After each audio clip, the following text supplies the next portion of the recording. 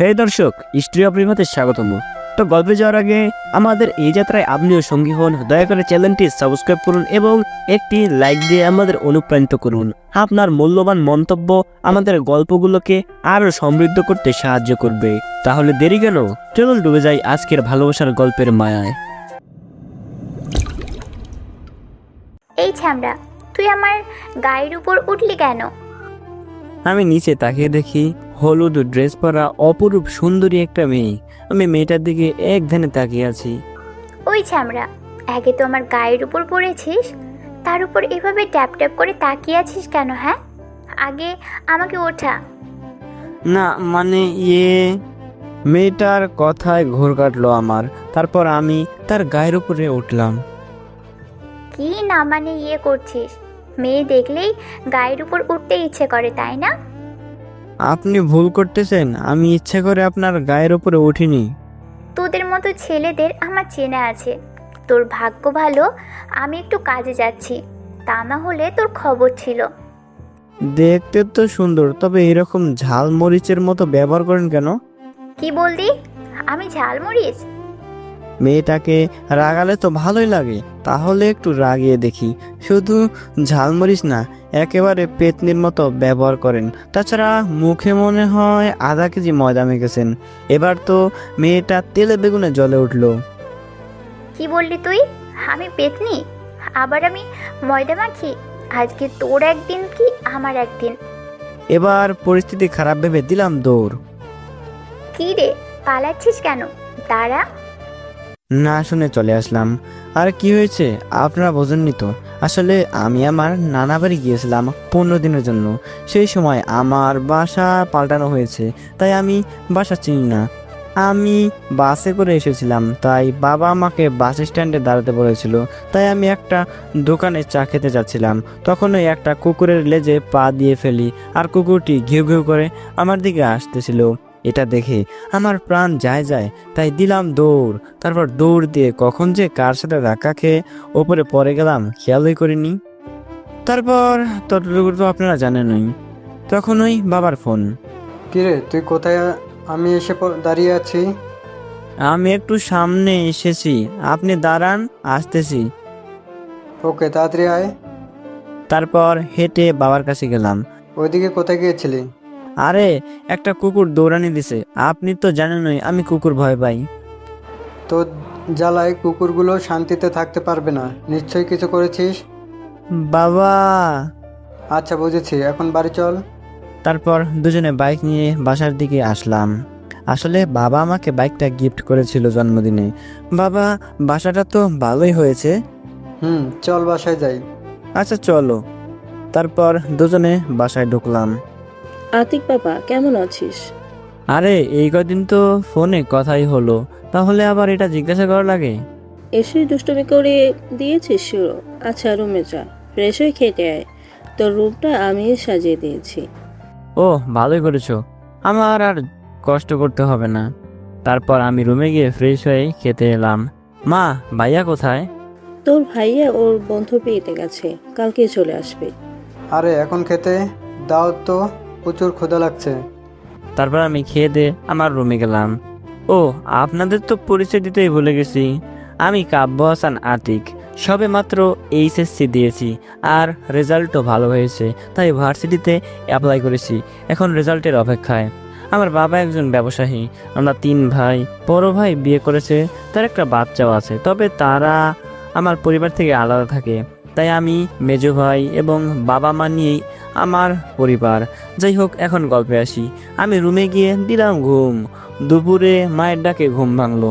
কিরে, আর কত ঘুমাবি? এবার উঠ, গোসল কর, তারপর খেতে আয়।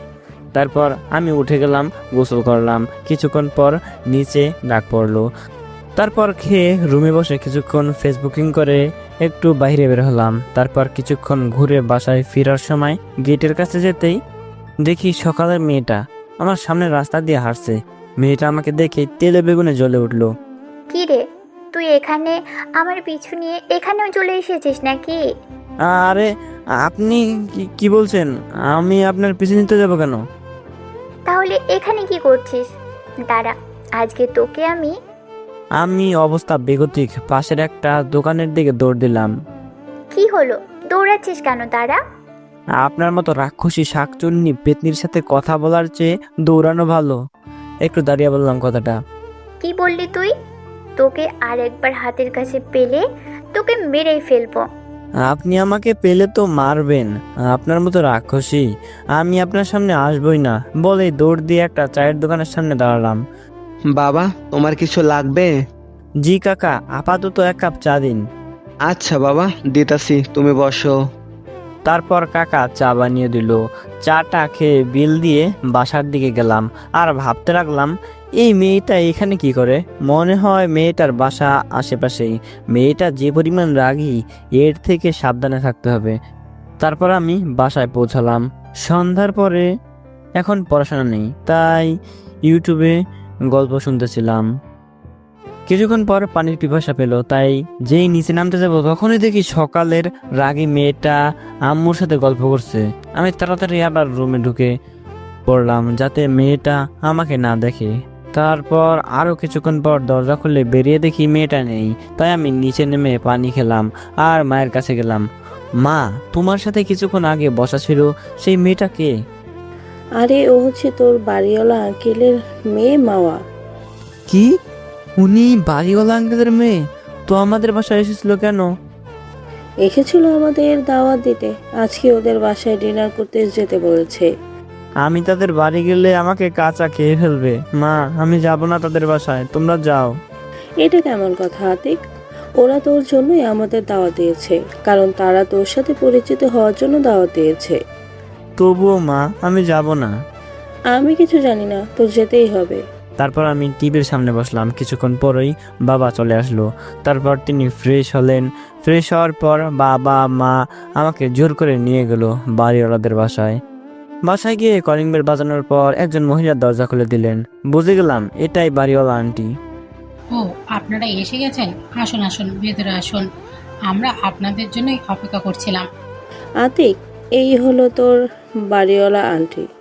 মা আন্টিকে দেখিয়ে, ও আসসালামু আলাইকুম আন্টি।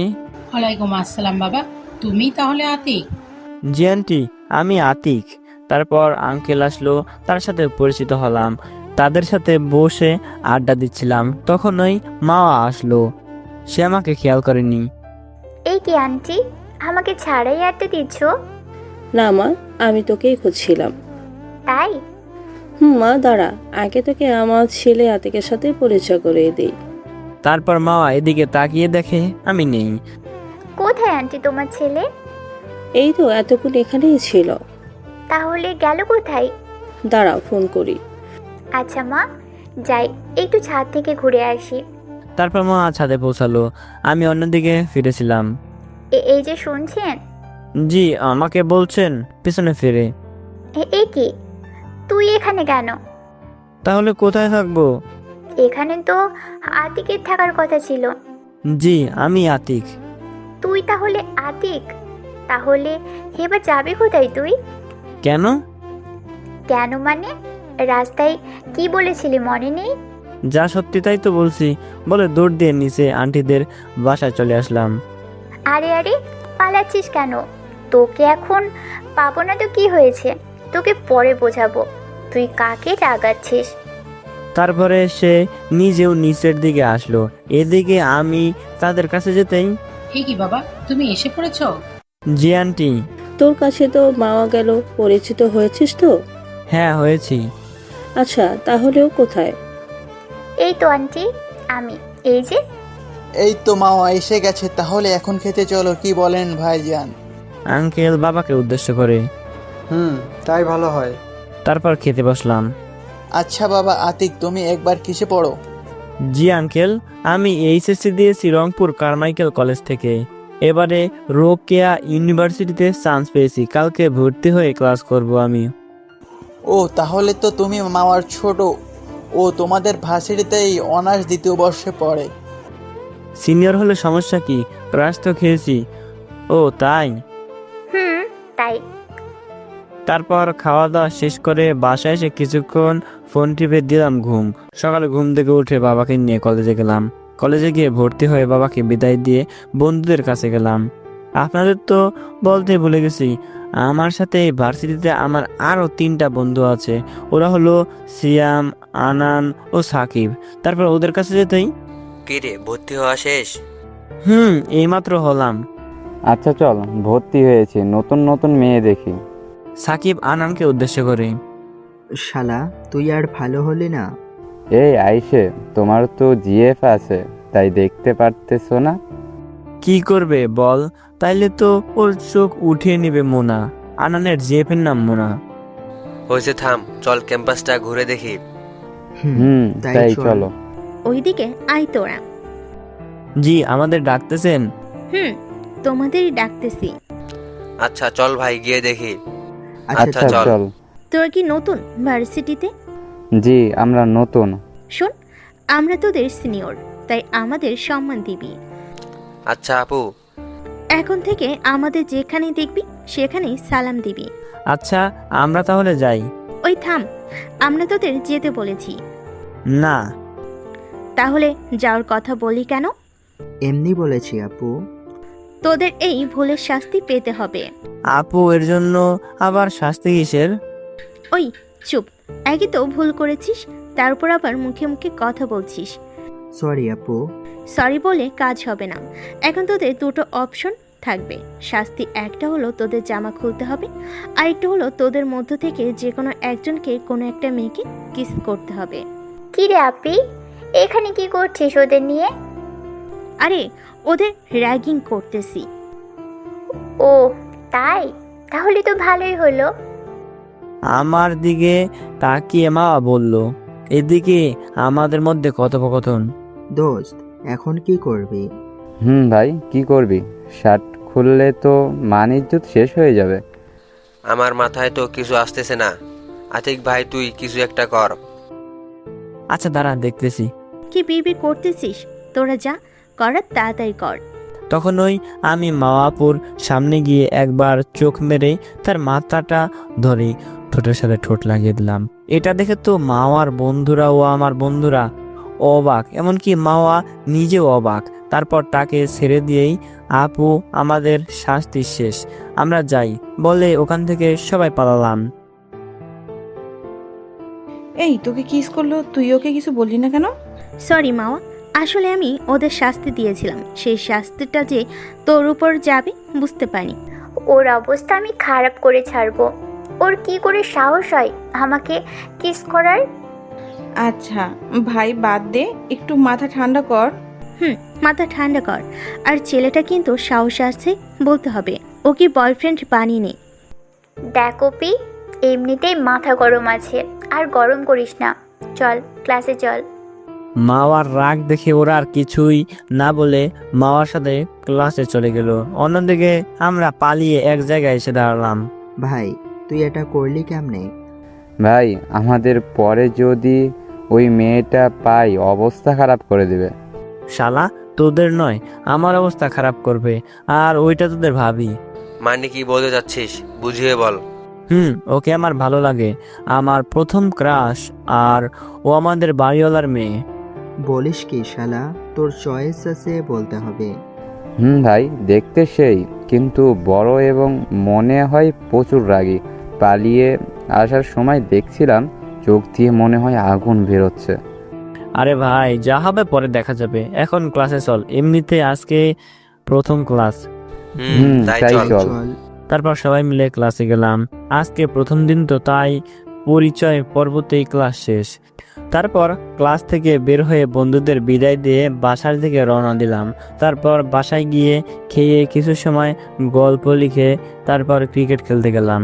আসলে এই ক্রিকেট খেলার জন্যই আমি গল্প লেখার সময় খুব কম পাই, মানে ইউটিউবে গল্প আপলোড দেওয়ার সময় খুবই কম পাই। যাই হোক, খেলা শেষ করে বাসায় এসে কিছু খেয়ে কিছুক্ষণ এফবি ইউজ করে পড়তে বসলাম। এফবি মানে ফেসবুক। তারপর রাতে খাবার খেয়ে ঘুমানোর চেষ্টা করলাম, কিন্তু ঘুম আসতেছে না, শুধু সকালের ব্যাপারটা নিয়ে ভয় করছে। তাই ভাবলাম একটু ছাদে যাই। তারপর ফোনটা নিয়ে ছাদে চলে গেলাম। গিয়ে দেখি একজন ছাদে দাঁড়িয়ে আছে।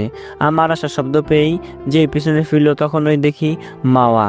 তাই আমি ভয়ে নিচে নামতে চাইলাম, তখনই ওই দাঁড়া, এদিকে আয়।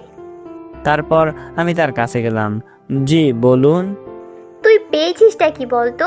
তুই আমাকে কিস করলি কেন? আসলে আসলে কি? আসলে আমি তোমাকে ভালোবাসি।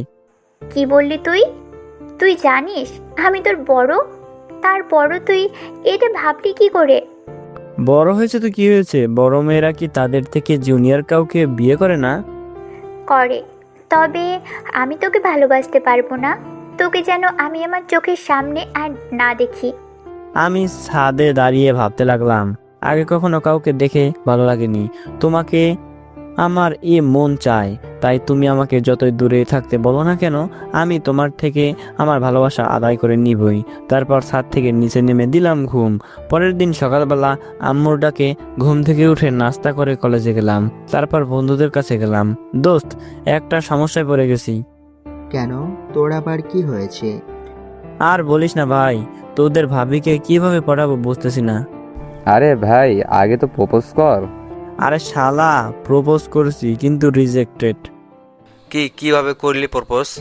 তখন ওই দুটো মেয়ে আসলো। হাই, আমি তিথি। আর আমি অধরা। তারপর আমরাও আমাদের পরিচয় দিলাম। তো আপনারা কিসের জন্য এসেছেন? এই, আপনি কি? তুই করে বল। আমরা একই ইয়ারে পড়ি, তাই তোদের সাথে ফ্রেন্ডশিপ করতে এসেছি। আর আমরা এতক্ষণ তোদের কথা শুনেছি, এখন কিভাবে প্রপোজ করলি? তারপর আমি ওদের কালকে ছাদে সবকিছু বললাম। তাহলে এখন কি করবি? কিছুই তো মাথায় আসতেছে না। ওকে অনেক ভালোবাসি ভাই। আরে এত চিন্তা করিস না, তার পিছনের আঠার মতো লেগে থাকবি সব সময়। আরে ভাই, ওর যা রাগ, আমার প্রচুর ভয় করে। তাহলে তার আশা ছেড়ে দাও। না, তা পারবো না। যতই কষ্ট হোক, ওকে আমার চাই। আমি ওকে অনেক ভালোবাসি। তারপর দেখি মা আপু কলেজের গেট দিয়ে ঢুকতেছে। তখনই আমি তার সামনে গেলাম। কি রে, তোকে কালকে না আমার সামনে আসতে না করলাম? দেখো, আমি সত্যি তোমাকে খুব ভালোবাসি। দেখ, সকাল সকাল আমার মেজাজ গরম করবি না। এমনিতেই কালকের ব্যাপারটা নিয়ে সবার সামনে যেতে পারছি না। দেখো, কালকের ব্যাপারটা তোমার বান্ধবীদের জন্য হয়েছিল। সেজন্যই তো তোকে কিছু বলছি না, না হলে তোর খবর ছিল। তারপর আমি বন্ধুদের কাছে গেলাম। শালা, এ মেয়ে নাকি অন্য কিছু? এই মেয়ে তোর বউ হলে তোর অবস্থা শেষ। আতি, আচ্ছা বাদ দে ভাই, চল ক্লাসে যাই। চল। তবে শোন, এই মেয়ে মানে আমাদের ভাবে যতই রাগী হোক না কেন, যদি তোকে ভালোবাসতে শুরু করে তাহলে তোকে খুব ভালোবাসবে। ভাই, ভাবির পিছু ছাড়িস না। তারপর ক্লাসে গিয়ে সব ক্লাস করে বের হলাম। দেখি আপুও বের হচ্ছে। আমি তার সামনে গেলাম। কি রে, আবার এসেছিস আমার সামনে? তোকে না আমার সামনে আসতে মানা করলাম? কি করব বলো, তোমাকে না দেখলে ভালো লাগে না। দেখ, আমার সামনে একদম বেহায়াপনা করবি না। আচ্ছা, এখন বাইকে চলো, বাসায় যাই। তার দরকার নেই, আমি রিক্সা নিয়ে চলে যেতে পারবো।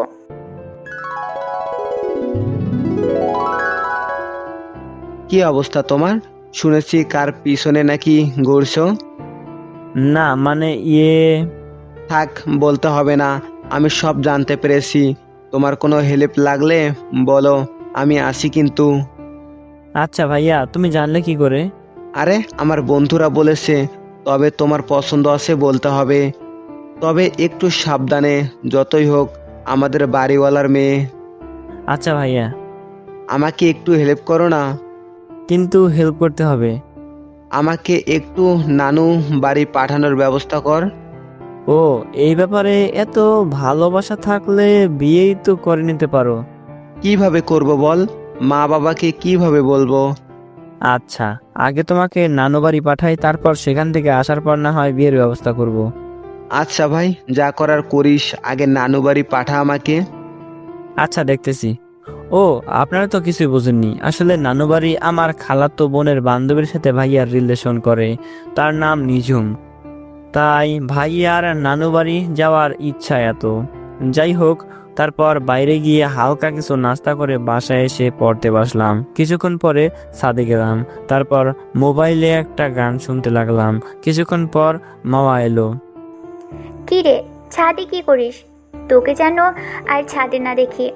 কেন, ছাদে আসলে প্রবলেম কি? তোকে আসতে মানা করেছি তো আসবি না? আমি আসবই ছাদে তোমাকে দেখতে, দেখি তুমি আমাকে কতবার তাড়াতে পারো।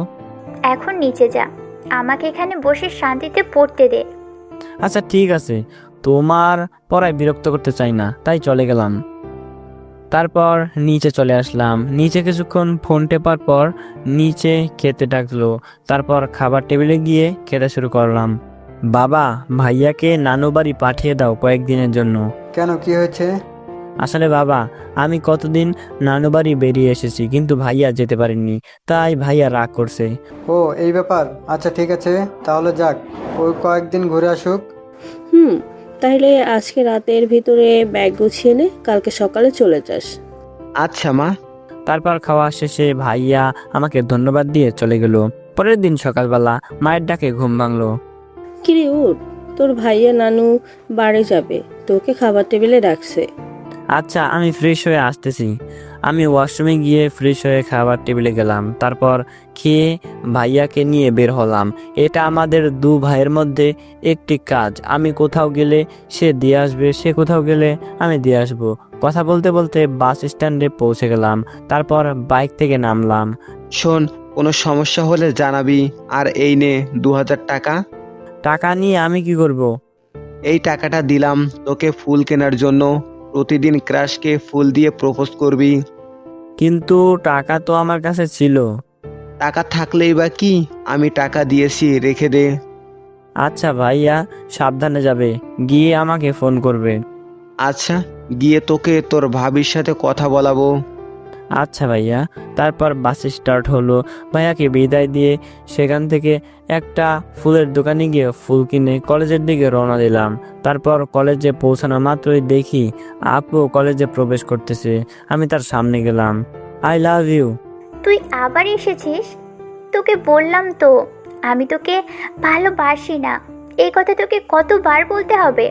কিন্তু আমি তোমাকে ভালোবাসি। আর যেন তোকে আমার পিছনে না দেখি। শালা আজকে থাপ্পড় খেলি? তো কি হয়েছে, ওকে তো আমি ভালোবাসি, তাই এই থাপ্পড় কিছুই না। আচ্ছা ভাই, যা ভালো বুঝোস। ভাই তুই চিন্তা করিস না, আরো কষ্ট করতে হবে তোকে সাকসেস হতে হলে। আচ্ছা, এখন ক্লাসে চলো। তারপর ক্লাস করে বের হলাম। গেটের কাছে দাঁড়িয়ে আছি মাওয়ার আসার জন্য, আর সে এসে পড়লো। সে আমাকে দেখেও না দেখার ভান করে চলে যেতে লাগলো। এই যে মিস রাগি কিউটি। দেখ, সকালে থাপ্পড় মেরেছি, এখন কিছু করতে চাই না। এখন সামনে থেকে যা। তুমি থাপ্পড় মারলেও মারো, সমস্যা নেই। তুমি মারলে আমাকে মারতে পারো, আমার কোনো সমস্যা নেই। ধুর, বেহায়া বলে সামনে থেকে চলে গেল। তারপর একটা রিক্সা ডেকে রিক্সা উঠে বাসার দিকে গেল, আর আমিও বাইক নিয়ে তার পিছনে বাসার দিকে গেলাম। সে রিক্সা থেকে নেমে প্রবেশ করলো, আর আমিও বাইক পার্ক করে বাসায় গেলাম। তারপর বিকালবেলা বাসা থেকে বের হওয়ার সময় বাড়িওয়ালা আঙ্কেলের সাথে দেখা হলো। কি বাবা, কেমন আছো? জি আঙ্কেল, ভালো, আপনি কেমন আছেন? আমি ভালো আছি। তা বাবা, লেখাপড়া কেমন চলছে? জি আঙ্কেল, ভালোই। ও আচ্ছা বাবা, আমার মেয়েটাকে দেখে রেখো, ও তো তোমাদের ভার্সিটিতেই পড়ে। আচ্ছা আঙ্কেল, এটা তো এমনিতেও রাখবো। আচ্ছা, যাও তাহলে। আচ্ছা আঙ্কেল। তারপর সেখান থেকে চলে গেলাম খেলতে। তারপর খেলাধুলা করে বন্ধুরা মিলে কিছুক্ষণ আড্ডা দিয়ে সন্ধ্যায় নাস্তা করে বাসায় আসলাম। তারপর পড়তে বসলাম। পড়তে গিয়ে মনে পড়লো এই সময় মাওয়া ছাদে থাকে, এখন একটু দেখে আসি। তারপর ফোনটা হাতে নিয়ে ছাদে গেলাম। দেখি মাওয়া দোলনার উপর বসে খুব মনোযোগ দিয়ে বই পড়তেছে। আমি একটা গান ছেড়ে গান শুনতে শুনতে তাকে দেখতে লাগলাম। তখনই আমার দিকে চোখ পড়লো। তুই আবার এখানে এসেছিস? তোকে না এখানে আসতে মানা করলাম। কি করব বলো, তোমাকে না দেখে যে থাকতে পারি না। তুই প্লিজ যা এখান থেকে। আমি তোমাকে ভালোবাসি, কেন এটা বুঝতে পারতেছো না তুমি? বলছি না, আমাকে এ কথা কখনো বলবি না। আমি তোকে ভালোবাসি না বলে বইটা হাতে নিয়ে নিচে চলে এলাম। তারপর আমি গালে হাত দিয়ে নিচে গেলাম। এভাবে চলে গেল 1 মাস।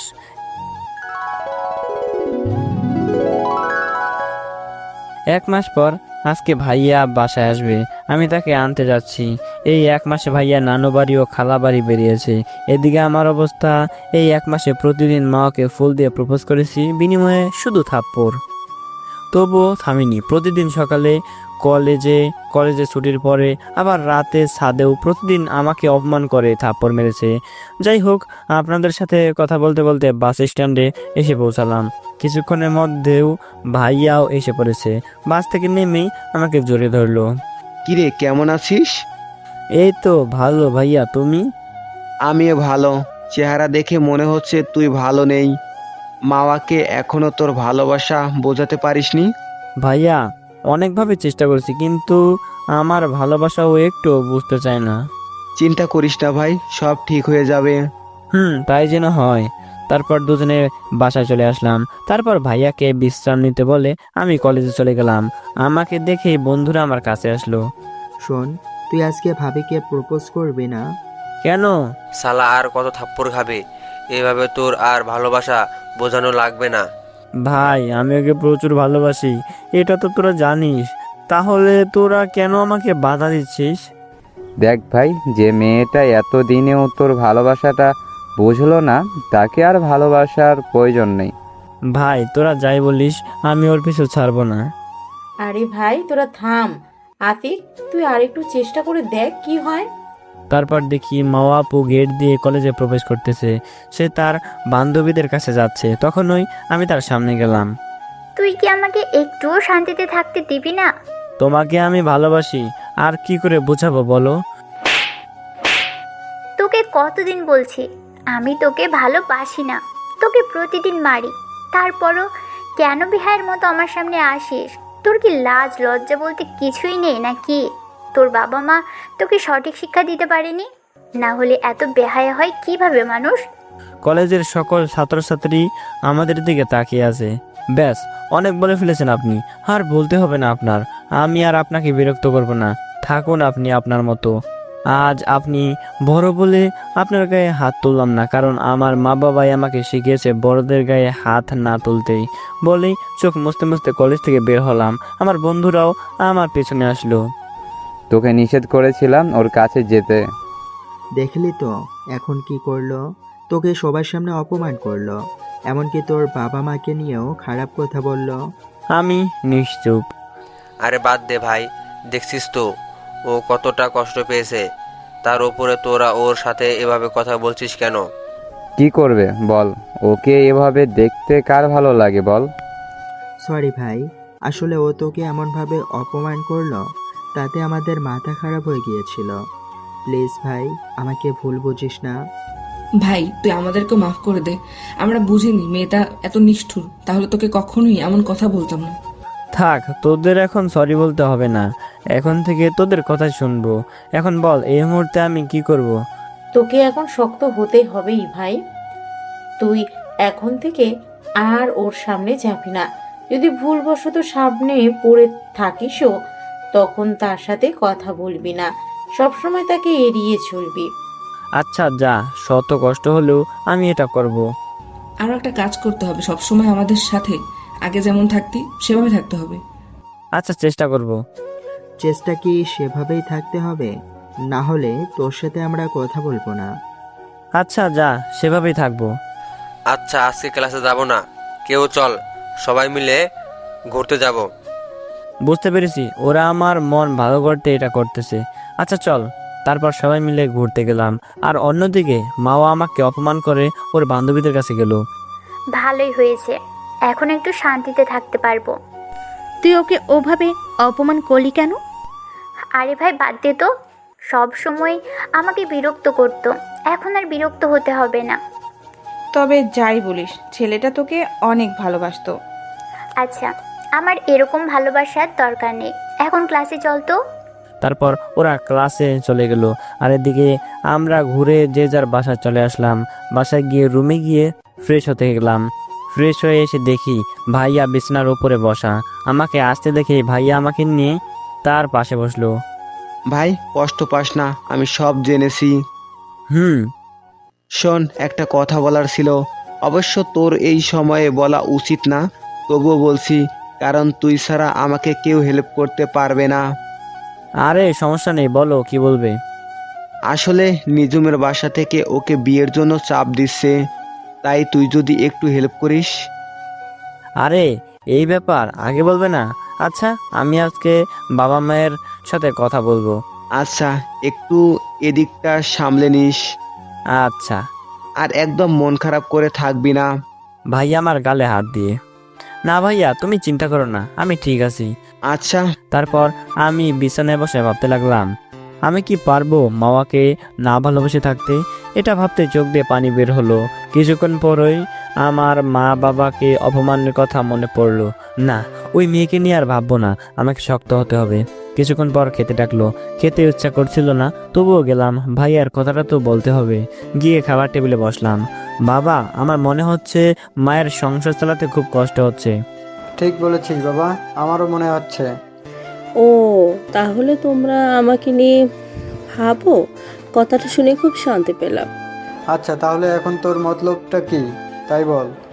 বাবা আমাকে উদ্দেশ্য করে, বাবা আসলে আমি বলতে চাচ্ছি ভাইয়াকে বিয়ে করালেই তো মায়ের কষ্ট কমে যায়।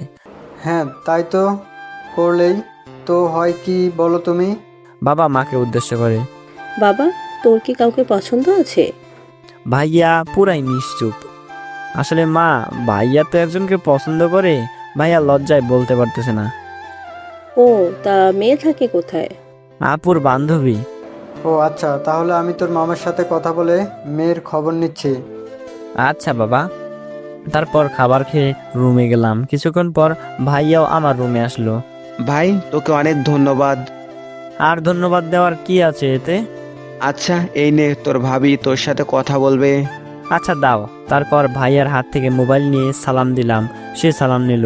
কেমন আছো আতিক? জি ভালো, আপনি? তুমি কি রকম ভালো আছো তা তো আমি জানি। আরে আপনি আমাকে তুমি করে বলতেছেন কেন?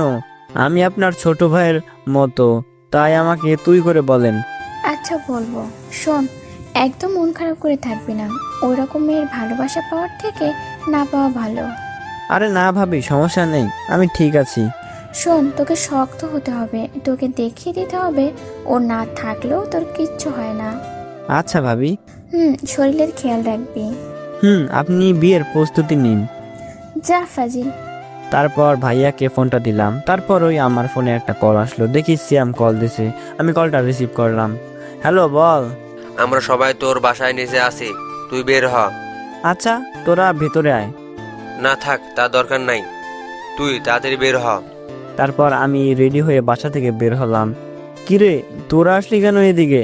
এমনি আসলাম, আজকে সবাই মিলে ঘুরতে যাব। ভাই, আমি ভাবছি কোনো জরুরি কাজ, আর তোরা ঘুরতে যাবি? শালা, তোর কি আমাদের সাথে ঘুরতে যেতে সমস্যা? না, তবে আজকে ভালো লাগছে না। চুপ ছালা, চল আমাদের সাথে। তারপর ওদের জোরাজোরিতে ওদের সাথে যেতে হলো। অন্যদিকে ক্লাস ছুটির পর দেখে আজকে আমি ওর পিছু নেইনি, তা দেখে ভাবতে লাগলো, উফ, ভালোই হয়েছে, আপদটাকে বিদায় করতে পেরেছি। এখন আর আমাকে জ্বালাবে না, এখন সব সময় শান্তিতে থাকতে পারবো। এগুলো ভাবতে ভাবতে বাসা চলে গেল। এদিকে আমরা ঘোরাঘুরি করে যে যার বাসায় ফিরলাম। অবশ্য খেয়েও এসেছি, কারণ সাকিব ট্রিট দিয়েছিল। বাসায় এসে আজকে আর পড়তে বসলাম না, একটু ফোন টিপে দিলাম ঘুম। রাত্রে মা এসেছে খেতে ডাকতে, আমাকে ডাকলো। বাবা, কি হয়েছে তোর? তুই তো আর অসময়ে ঘুমাস না। না মা, এমনি ভালো লাগছিল। ও আচ্ছা, নিচে খেতে আয়। না মা, আজকে খেতে ইচ্ছে করতেছে না। কি খাবি না? কেন?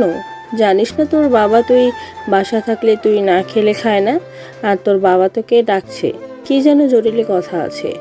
আচ্ছা চলো। তারপর মায়ের সাথে খেতে গেলাম। গিয়ে দেখি ভাইয়াও এসেছে এবং বাবাও বসেছে। আমাকে ডেকেছেন বাবা? বস, তারপর বলছি। বলেন। আমি বসতে বসতে বললাম, শোনো, আমরা ঠিক করেছি তোমার ভাইয়ের জন্য তুমি যাকে বলেছো তাকে দেখতে যাব। তোমার মামার সাথে আমাদের কথা হয়েছে। ও আচ্ছা, তাইলে যাবেন? ভাইয়া কি বলে? তোর ভাইয়া রাজি আছে। ও আচ্ছা, তাহলে কবে যাবেন? আমরা কালকে যাব ঠিক করেছি। ও আচ্ছা, তাহলে চলে যাবেন? চলে যাবেন মানে? কেন, তুই যাবি না? ভাইয়া, তুমি তো জানো আমার এসব অনুষ্ঠান ভালো লাগে না। তোর যেতে হবে, না হলে আমি যাব না। তারপর অনেক জোরাজুরিতে রাজি হয়ে গেলাম। অন্যদিকে মাওয়া ছাদে বসে পড়তেছে অনেকক্ষণ ধরে, কিন্তু কেউ তাকে বিরক্ত করতেছে না। ও আজকে ছাদেও শান্তিতে পড়তে পারতেছে না। সে পড়তেছে কিন্তু মনে করতেছে এই বুঝি আতিক ছাদে আসলো, কিন্তু না, আজকে আর আতিক ছাদে আসলো না। সে অনেক পড়ায় মন বসাতে চাইলেও পড়তে পারতেছে না।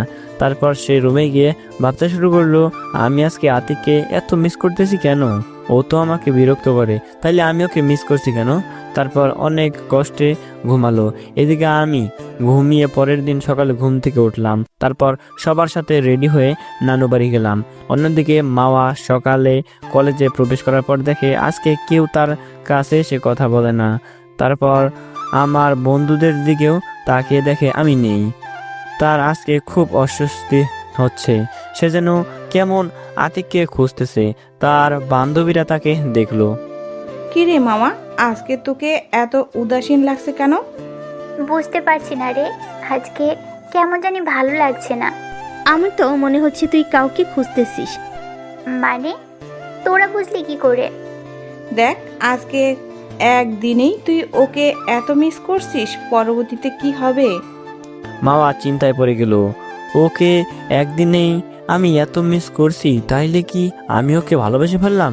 এটা ভাবলো মাওয়া। কি ভাবছিস সেভাবে? কই কিছু না তো। দেখ, যদি ভালোবাসে থাকিস তাহলে ওর কাছে ক্ষমা চেয়ে মনের কথা বলে দে।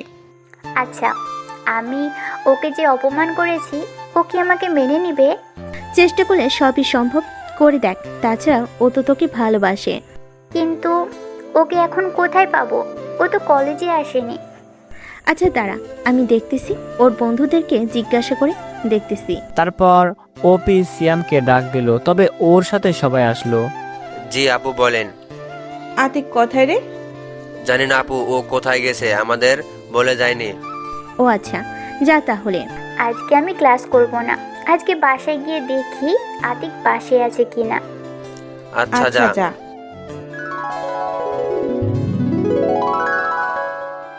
কিরে, তুই আজকে কলেজ না করে বাসায় আসলি কেন? এমনি ভালো লাগছে না তাই। ও তাহলে রুমে যা। আচ্ছা মা, আন্টিরা গেছে কোথায়? ওরা আতিকের নানু বাড়ি গেছে। তারপর মাওয়া রুমে চলে গেল আর আতিকের জন্য অপেক্ষা করতে লাগলো কবে আসবে। অন্যদিকে আমাদের ওখানে ভাইয়ার বিয়ে ঠিক করে 2 দিন পর বাসায় আসলাম। তারপর আমার নানু বাড়িতে ভাইয়ার বিয়ে ঠিক করে 2 দিন পর বাড়িতে আসলাম। 1 সপ্তাহ পরে বিয়ে ঠিক করা হলো। এই 2 দিনে মাওয়া পাগল হয়ে গেছে আমার জন্য। প্রতিদিন কলেজে গিয়ে আমার বন্ধুদের কাছে জিজ্ঞাসা করেছে আমি আসবো কবে, কিন্তু আমার বন্ধুরা কিছুই বলে নাই। যাই হোক, আমি বাড়িতে আসলাম। সকালবেলা শ্যাম কল দিল, দোস্ত আজকে আসবি না কলেজে? দোস্ত আজকে আসবো না, কলেজে ভালো লাগতেছে না। আরে ভাই, এমনিতে না বলে নানু বাড়ি গেছো, এখন যদি কলেজে না আসোস তাইলে আমরা কেউ তোর সাথে কথা বলবো না। আরে ভাই শোন, দেখি ফোন কেটে দিছে। তারপর আমি কল দিলাম কিন্তু কেটে দিচ্ছে। তারপর বাধ্য হয়ে কলেজে গেলাম, গিয়ে ওদের কাছে গেলাম। শালা, তোর জন্য একটু ঘুমাতেও পারলাম না। তুই কথা বলবি না শালা? না বলে নানু বাড়ি গেছোস কেন? আরে ভাই রাগ করস কেন? আমি যেতে চাইনি, ভাইয়া জোর করে নিয়ে গেছে। ও তোদের জন্য একটা সুখবর আছে। কি বল? সামনের সপ্তাহে ভাইয়ার বিয়ে।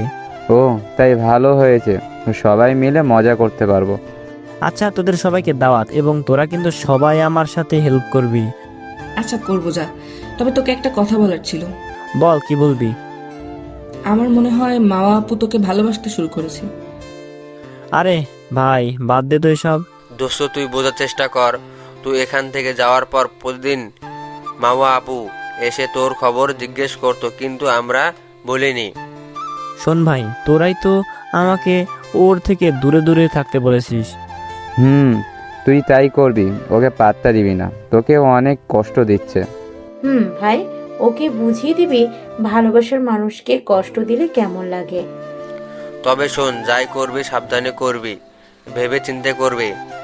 আচ্ছা ভাই, ওই দেখ মাওয়া আপু আসতেছে। পিছনে তাকিয়ে দেখি সত্যি আসতেছে কলেজে। আমি একবার তাকিয়ে চোখ সরিয়ে নিলাম। আরে ভাই আসুক, আসলে আমাদের কি, আমরা আমাদের মতো থাকি। ওকে। অন্যদিকে মাওয়া কলেজে প্রবেশ করে ওর বান্ধবীদের কাছে গেল। মাওয়া, তোর জুনিয়র রোমিও এসেছে কলেজে। কি বলছিস, সত্যি এসেছে? ওই যে ওর বন্ধুদের দিকে তাকিয়ে দেখ।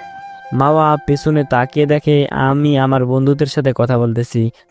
দোস্ত, এখন কিভাবে ওর সামনে যাবি? ও কি আমাকে ক্ষমা করবে? তুই আতিককে তোর ভালোবাসা বোঝানোর চেষ্টা করবি। ও যদি আমাকে ফিরিয়ে দেয়? ফিরিয়ে দিলেও তুই ছাড়বি না ওকে, ওর পেছনে লেগেই থাকবি। আচ্ছা, যাচ্ছি তাহলে।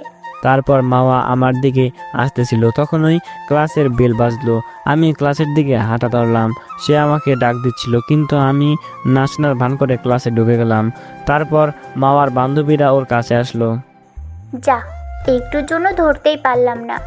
থাক, ছুটির পর ধরবি। তাই করতে হবে। এখন চল ক্লাসে যাই। চল। তারপর ওরা ক্লাসে চলে গেল। এদিকে আমার ক্লাসে গেলাম আমি। স্যার এখনো আসেনি। দোস্ত, তোকে তো আপু ডাকছিল, সারা দিলি না কেন? আরে ভাই বাদ দে তো, এমনিতেই এতটা পথ জার্নি করে এসেছি, শরীর ভালো লাগছে না। ও তাই? তাই এই ক্লাস করে বাসায় চলে যাব। তখনই স্যার এসে পড়লো, তাই ওরা কিছু বলতে পারেনি। তারপর আমি একটা ক্লাস করে বাসায় চলে আসলাম, আর শরীর খারাপ থাকায় দিলাম ঘুম। অন্যদিকে মাওয়ার ক্লাসে মন নেই, তার শুধু আতিককে নিয়ে চিন্তা, কখন ক্লাস শেষ হবে আর আতিকের কাছে যাবে। অবশেষে তার সবগুলো ক্লাস শেষ হলো এবং তাড়াতাড়ি গুছিয়েই বাইরে আসলো, কিন্তু বাইরে এসে দেখে আতিক নেই ওর বন্ধুদের সাথে। তারপর সিয়ামকে ডাক দিল। ওই সিয়াম, আসো। জি আপু, বলেন। এ কি, তুমি আমাকে আপু বলছো কেন? তোমরা তো সবাই আমাকে ভাবি ডাকতে। জি আপু, আগে ডাকতাম, কিন্তু এখন আর ডাকবো না, কারণ যার জন্য ভাবি ডাকতাম সে ডাকতে মানা করেছে। দেখো তোমরা, আমি বুঝেছি, আমি ভুল করেছি। প্লিজ তোমরা আমাকে হেল্প করো, কারণ আতিককে আমি খুব ভালোবাসি। দেখেন আপু, এখন কি দিয়ে লাভ কি? আর আতিক এখন অনেক পাল্টে গেছে। আমরা ওকে আপনার কথা বললে কি না আমাদের সাথে বন্ধুত্বই নষ্ট করে দেয়। কোনো কি উপায় নেই ওকে আগের মতো করার? উপায় থাকবে না কেন, উপায় তো আছেই, তবে সেটা আপনাকে করতে হবে। কিভাবে করবেন সেটা আমরা জানি না।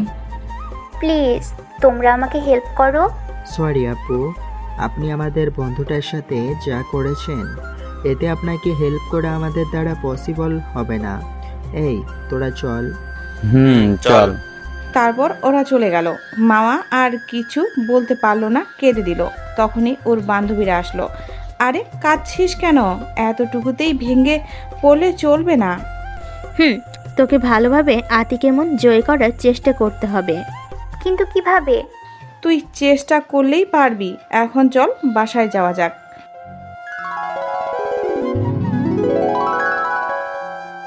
ও, তুই এসে গেছিস? যা, ফ্রেশ হয়ে আয়, খেতে দিচ্ছি। মা, আমি পরে খাবো, আগে আন্টির সাথে দেখা করে আসি। আন্টি ডাকতেছে আর শোন পাগল একটা বলে, কিন্তু না শুনেই চলে মাওয়া। মাওয়া আমাদের বাসার সামনে এসে কলিং বেল বাজাচ্ছে। মা এসে দরজা খুলে দিল। আরে মাওয়া, ভিতরে আয়। তুমি না বললেও আসবো। আমি না বললেও আসবি মানে? বাদ দাও, আগে বলো তোমরা আমাকে না জানিয়ে বেড়াতে গিয়েছিলে কেন? গিয়েছিলাম, তাতে তোর কি? আমারই তো সব। বাদ দাও, এখন বলো আদি কোথায়?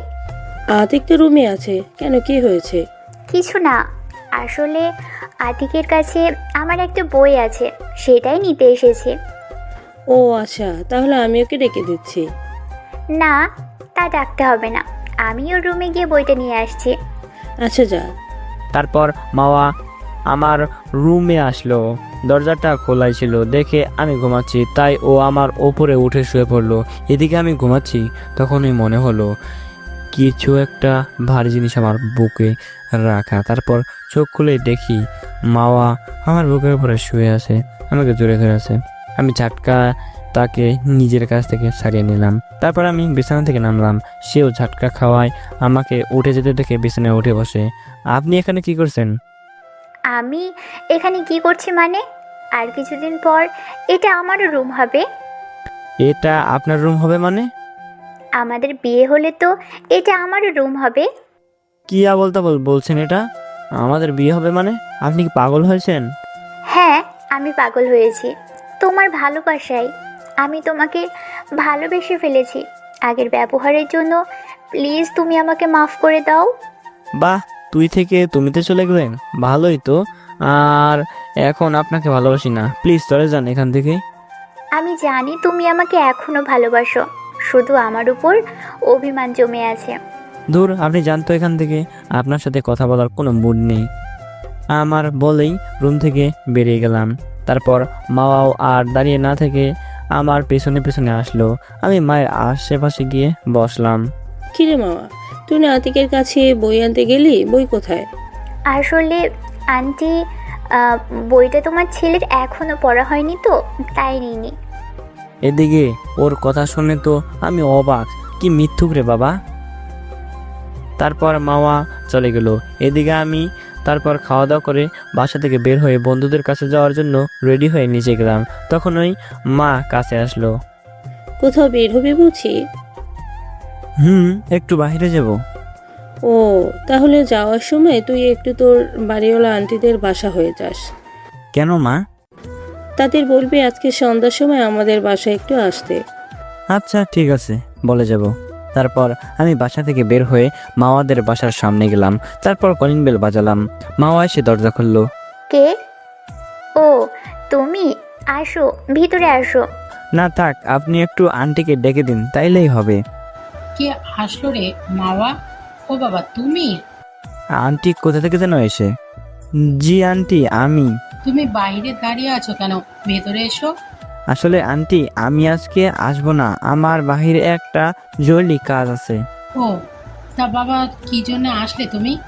আসলে আন্টি, আজকে আপনাদের সন্ধ্যায় আমাদের বাড়িতে যেতে বলেছে। মাওয়া শুধু চুপচাপ আমাদের কথা শুনছিল, কারণ আন্টি সামনে, তাই কোনো কিছু করছে না। ও আচ্ছা বাবা, আমরা যাব। ও আচ্ছা, তাহলে আমি আসি। আচ্ছা বাবা, এসো, সময় পেলে আবার আসবে। আচ্ছা আন্টি, বলে চলে আসলাম। তারপর বন্ধুদের কাছে গিয়ে আড্ডা দিতে লাগলাম। এদিকে মামা দরজা আটকিয়ে রুমে গেল। তখন ওই ওপি ফোন দিল। হ্যালো মাওয়া, হ্যাঁ বল। আজকে শিফার জন্মদিনে যাবি না? না রে, আগেই বলেছিল, কিন্তু যাব না। আরে বোকা, তুই আজকে জন্মদিনে আয়, সাথে বুদ্ধি করে আতিককে নিয়ে আসবি, তাহলে ওর সাথে সময়ও কাটাতে পারবি আর জন্মদিনও আসা হবে। ও ভাই, বুদ্ধিটা অনেক ভালো, দাঁড়া আমি দেখতেছি।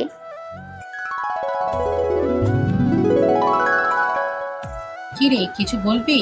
হ্যাঁ মা, আসলে আজকে আমার এক বান্ধবীর জন্মদিন, সেখানে যেতে হবে। কিভাবে যাবি?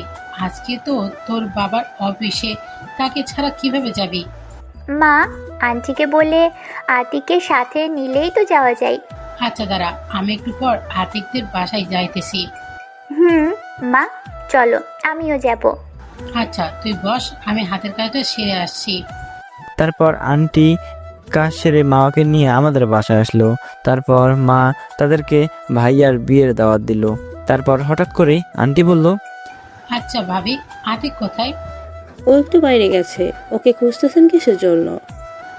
আসলে আজকে মামা ওর একটা ফ্রেন্ডের জন্মদিনে যাবে, তাই আতিককে সাথে নিয়ে যেতে চাইছিল। ওর বাবা এখনো আসেনি তো, তাই। ও, এই ব্যাপার। আচ্ছা, আমি আতিককে ফোন করে আসতে বলতেছি। এদিকে আমি আড্ডা দিতেছি বন্ধুদের। তখন ওই মায়ের কল আসলো। হ্যাঁ মা বলো। কোথায় তুই? এই তো বন্ধুদের সাথে আড্ডা দিতেছি। ওকে, সন্ধ্যার সময় বাসায় এসে পড়বি, কাজ আছে। আচ্ছা আসবো, কিন্তু কেন? তা আসলেই দেখতে পারবি। তারপর আমি আরো কিছুক্ষণ আড্ডা দিয়ে সন্ধ্যার সময় বন্ধুদের বলে চলে আসলাম বাসায়। আর এসে মায়ের কাছে গেলাম। মা, কিসের জন্য আসতে বলেছো? রুমে গিয়ে রেডি হয়ে আয়, একটা জন্মদিনের অনুষ্ঠানে যেতে হবে। কোথায় যেতে হবে? আমাকে তো আগে বলনি। আমি কি তোর সাথে যাব যে রেডি হব? তাহলে কে যাবে? তোর সাথে তো মাও যাবে, ওর বান্ধবীর জন্মদিনে। কি মা, না আমি যাব না। কেন যাবি না? সমস্যা কি? না মা, কোনো সমস্যা নেই, তবুও আমি যাব না। আমাকে অনেক করে বলে গেছে। মা বলল আমি তোকে যেতে বলেছি, তুই যাবি, তোর আন্টি। আমি আর কোনো কথা শুনতে চাই না, যা রুম গিয়ে রেডি হয়ে আয়। যাই হোক, কি আর করার। তারপর বাধ্য হয়ে রুমে গিয়ে রেডি হতে লাগলাম। একটা সবুজ রঙের শার্ট ও একটা ব্ল্যাক জিন্স প্যান্ট পরে বের হলাম। বের হয়ে এসে দেখি মাওয়া আপু রেডি হয়ে বসে আছে। আমি তো তার দিকে একেবারে তাকিয়ে ক্রাশ খেয়ে গেলাম। একটা সবুজ রঙের 3 পিস পরা ও চোখে গাঢ় কাজল এবং মুখে হালকা মেকআপে অনেক সুন্দর লাগছে। তবে আমি কিছুক্ষণ তাকিয়ে থাকার পরই আমার ঘটনাগুলো মনে পড়লো, তাই চোখ নামিয়ে নিলাম। ওইদিকে মাওয়া সেই ব্যাপারটা বুঝতে পেরেছে, তাই আমি নিচে নামতেই আমার সামনে আসলো। আমাকে আজকে কেমন লাগছে? আমি কোনো কথা না বলেই চলে যাচ্ছিলাম, তখনই সে আমার হাত ধরলো। আপনি আমার হাত ধরেছেন কেন? আমার প্রশ্নের উত্তর না দিয়ে যাচ্ছ কেন? আমি আপনার প্রশ্নের উত্তর দিতে বাধ্য নই। আচ্ছা, তোমার উত্তর দিতে হবে না। এভাবে বের হয়েছো কেন? আমি কিভাবে বের হব এটা আমার ব্যাপার। তোর এভাবে যেতে হবে না। এভাবে গেলে তোর দিকে মেরে তাকিয়ে থাকবে। মামা তখনই আমার হেয়ার স্টাইল নষ্ট করে দিল। আমি কিছু বলতে যাব তার আগেই মা এসে পড়লো। কিরে আতিক, তোর চুল এভাবে কেন? যা চুল ঠিক করে আয়।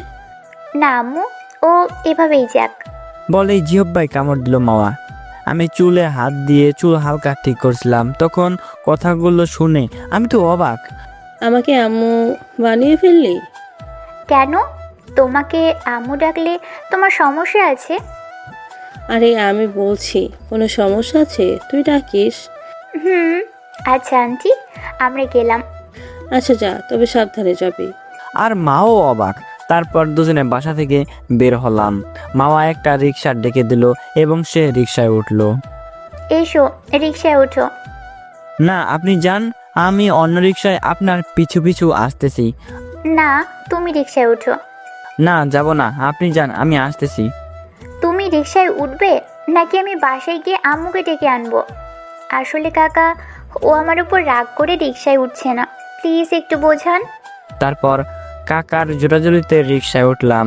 মাওয়া আমার হাত ধরার চেষ্টা করতেছে, কিন্তু যতবারই ধরার চেষ্টা করে ততবারই হাত সরিয়ে নিই। এভাবে চলে আসলাম গন্তব্যস্থল শিফাপুর বাসার সামনে। তারপর রিক্সা থেকে নেমে আমি ভাড়া দেওয়ায় সে ভাড়া দিয়ে দিল। তারপর শিফাপুরের বাসার ভিতরে প্রবেশ করলাম। তখনই দেখলাম অনেকগুলো মেয়ে মাওয়ার কাছে আসলো। 2 থেকে 3 জনকে চিনি, তাই বুঝতে পারলাম এরা মাওয়ার বান্ধবী। তাদের আসতে দেখেই আমি চলে গেলাম অন্য পাশে। সেখানে গিয়ে দাঁড়িয়ে রইলাম। কি করব, একা তো কিছুই ভালো লাগতেছে না। অন্যদিকে মাওয়া আপুর বান্ধবীরা। আতিককে আজকে সেই লাগছে দোস্ত। একদম নজর দিবি না, চোখ তুলে নিব। আচ্ছা বাদ দে, আতিক কি তোকে মেনে নিয়েছে? না রে, আমাকে দেখলেই এড়িয়ে চলে।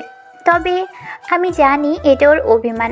আমাকে যে করেই হোক ওর অভিমান ভাঙাতেই হবে। একটু ভালো ভাবলে, কারণ তুই ওকে অনেক কষ্ট দিয়েছিস। আচ্ছা, আমি এখন ওর কাছে যাচ্ছি। ও মনে হয় একা বোর হচ্ছে। আচ্ছা যা, আমাদের কাছে নিয়ে আয় তোর জুনিয়র লাভারটাকে। আচ্ছা দাঁড়া, নিয়ে আসতেছি। তারপর মাওয়া আমার কাছে আসলো। এখানে একলা কি করছো? চলো ওখানে ওদের সাথে আড্ডা দিই। থাক, এখানে আমি একাই ভালো আছি, আপনি গিয়ে তাদের সাথে আড্ডা দেন। আরে চলো না, কি হয়েছে? তারপর বাধ্য হয়ে মাওয়ার সাথে সেখানে গেলাম। কি দুলাভাই আমাদের কাছে আসতে এত লজ্জা পেলে হয় নাকি মামা আসতে বারণ করেছে? প্রথমত আমি আপনাদের দুলাভাই নই, আর আপনারা আমার বড় আপু, তাই আপনাদের কাছে আসতে লজ্জা কিসের? তাই নাকি? তাহলে আমাদের দেখে ওই পাশে চলে গেলেন কেন? আসলে আমার কোনো অনুষ্ঠানে বন্ধুদের ছাড়া যেতে ইচ্ছে করে না। ও আচ্ছা। তারপর জন্মদিনের অনুষ্ঠান সম্পূর্ণ করে মাওয়াকে নিয়ে বাসায় এসে ঘুম দিলাম। পরের দিন সকালবেলা ঘুম থেকে উঠে নাস্তা করে কলেজে গেলাম। তারপর সব বন্ধুরা এক হয়ে আড্ডা দিচ্ছিলাম। দোস্ত, মাওয়া আপুকে এত সহজে ছেড়ে দিবি না, ওকে কষ্ট কি বোঝাতে হবে। আমি ওকে কষ্ট দিব? দোস্ত শোন, মাথা ঠান্ডা রাখিস, কষ্ট দিতে গিয়ে আবার বেশি করে ফেলিস না। আমরা জানি তুই মা আপুকে ভালোবাসিস, তাই হালকা কষ্ট দিয়ে মেনে নে। আচ্ছা, ভেবে দেখবো। তোরা ওর কথা বাদ দে তো। আরে ওই দেখ, মাওয়া আপু কলেজে এসেছে। আরে আসুক, তাতে আমার কি, আমরা আমাদের মতো থাকি। মাওয়া আজকে ওর বান্ধবীদের কাছে না গিয়ে সোজা আমার পাশে এসে বসলো। আমি সেটা দেখে উঠে সেখান থেকে ক্লাসের দিকে হাত ধরলাম। এদিকে মামা আমাকে উঠতে দেখে দৌড়ে গিয়ে আমার হাত ধরলো। আপনি আমার হাত ধরেছেন কেন? আমি তোমাকে ভালোবাসি, তুমি আমাকে এভাবে এড়িয়ে চলছো কেন? আমি আপনাকে ভালোবাসি না, প্লিজ আপনি আমাকে আর বিরক্ত করবেন না। মামা তখন আমার মাথাটা ধরে টান দিয়ে ঠোঁটের সাথে ঠোঁট মিশিয়ে দিল, যেটা দেখে আমি থমকে গেলাম। আমি ভাবতেই পারিনি মামা কলেজের সবার সামনে এমনটা করবে। তবুও নিজেকে শক্ত করে তাকে ঠাটিয়ে ঠাস করে দুইটা দিলাম। কি পেয়েছিস? কি আমাকে কি খেলনার পুতুল পেয়েছিস যে তোর কোথায় নাচবো? যখন তোকে ভালোবাসতাম তখন আমাকে প্রতিটা পদক্ষেপে অপমান করতি, এখন আমার কাছে আসলি কেন? দেখো, আমি আগে যা করেছি ভুল করেছি। আমি এখন তোমায় ভালোবাসি, তুমি মারলে আমাকে আরও মারতে পারো। আমি কিছু না বলে চলে আসলাম ক্লাসে। মাওয়া আর সেদিন ক্লাস না করে বাসায় চলে গেল। মাওয়াকে আসতে দেখেই ওর মা ওর কাছে গেল। কি হয়েছে, এত তাড়াতাড়ি আসলি? আর তোকে তো বিষণ্ণ দেখাচ্ছে কেন? মাওয়া ওর মার কাছে গেল। আন্টি তাকিয়ে দেখে মাওয়ার চোখে পানি। এ কি মা, কাঁদছিস কেন? কি হয়েছে আমাকে বল মা। মা, আমি আতিককে ভালোবাসি, ওকে ছাড়া আমি বাঁচবো না মা। কি বলছিস এসব? আদিক তো ছোট মা, এটা হয় না। ছোট বড় জানি না, আমি আতিককে চাই, না হলে আমি মরে যাব। আচ্ছা মা দাঁড়া, তুই কাঁদিস না, আমি তোর বাবাকে আসতে বলতেছি। হ্যালো। হ্যাঁ বলো, কিসের জন্য কল দিয়েছো? তুমি তাড়াতাড়ি বাসায় আসো, তোমার মেয়ে পাগলামি শুরু করেছে। কেন, কি হয়েছে? ফোনে বলা যাবে না, তুমি তাড়াতাড়ি বাসায় আসো। আচ্ছা, আসতেছি।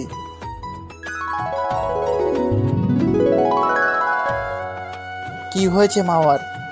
সেটা তোমার মেয়েকেই জিজ্ঞাসা করো। কি হয়েছে মাওয়া? মা, তোর চোখ মুখ দেখে মনে হয় অনেক কেঁদেছিস। কি হয়েছে আমাকে খুলে বল।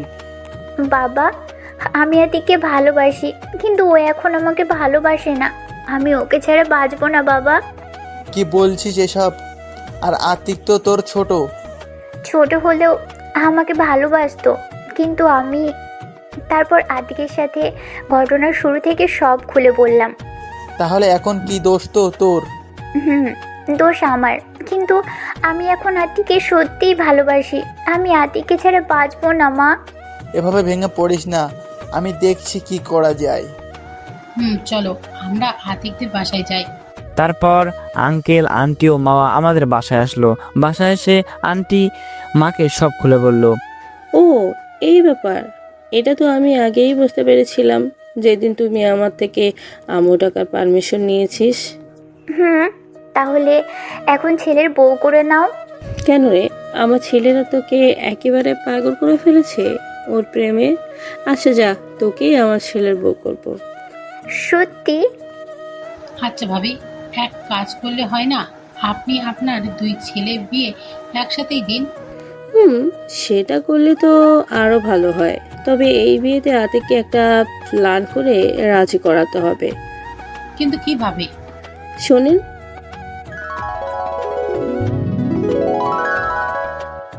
কিন্তু এটা করলে তো আতিক আমার উপর আরো রেগে যাবে। এখন বিয়ের পর সব রাং ভাঙানোর দায়িত্ব তোর। এখন তুই পারবি কিনা বল। তুমি যা বলবে তাই পারবো, শুধু আতিককে পেলেই হবে। তারপর মাওয়া এবং আন্টি বাসায় চলে গেল। এদিকে আমি ক্লাস করে বাসায় আসলাম। বাসায় এসে দেখি মা বাবা দুজনে কি যেন কথা বলতেছে। আমাকে দেখে থেমে গেল। তোর এই কাজটা করতে লজ্জা করলো না? ছি, তুই এত খারাপ। এ কি বাবা, আমি কি করেছি? তোমরা আমার সাথে এইভাবে কথা বলতেছো কেন? কি করছো মানে? তুমি কিছু জানো না? মাওয়া তোর বাচ্চার বাবা হতে চলেছে, আর তুই বলছিস কিছুই করিসনি? কি এসব যা তা বলছো মা? আমি এসব কিছুই করিনি। চুপ বেয়াদব, অপরাধ করে আবার মিথ্যা বলা হচ্ছে। বাবা বিশ্বাস করো, আমি কিছু করিনি। চুপ, কোনো কথা বলবি না। সামনের সপ্তাহে তোর ভাইয়ের সাথে বিয়ে। বাবা আমি এই বিয়ে করতে পারবো না। কি, তুই আমার মুখের উপর কথা বললি? বাবা প্লিজ বিশ্বাস করো, আমি কিছুই করি নাই। আমরা তোর এত কথা শুনতে চাই না। তুই যদি এই বিয়ে না করিস তাহলে আমাদের মান ইজ্জত কিছু থাকবে না, আমাদের গলায় দড়ি দিয়ে মরতে হবে।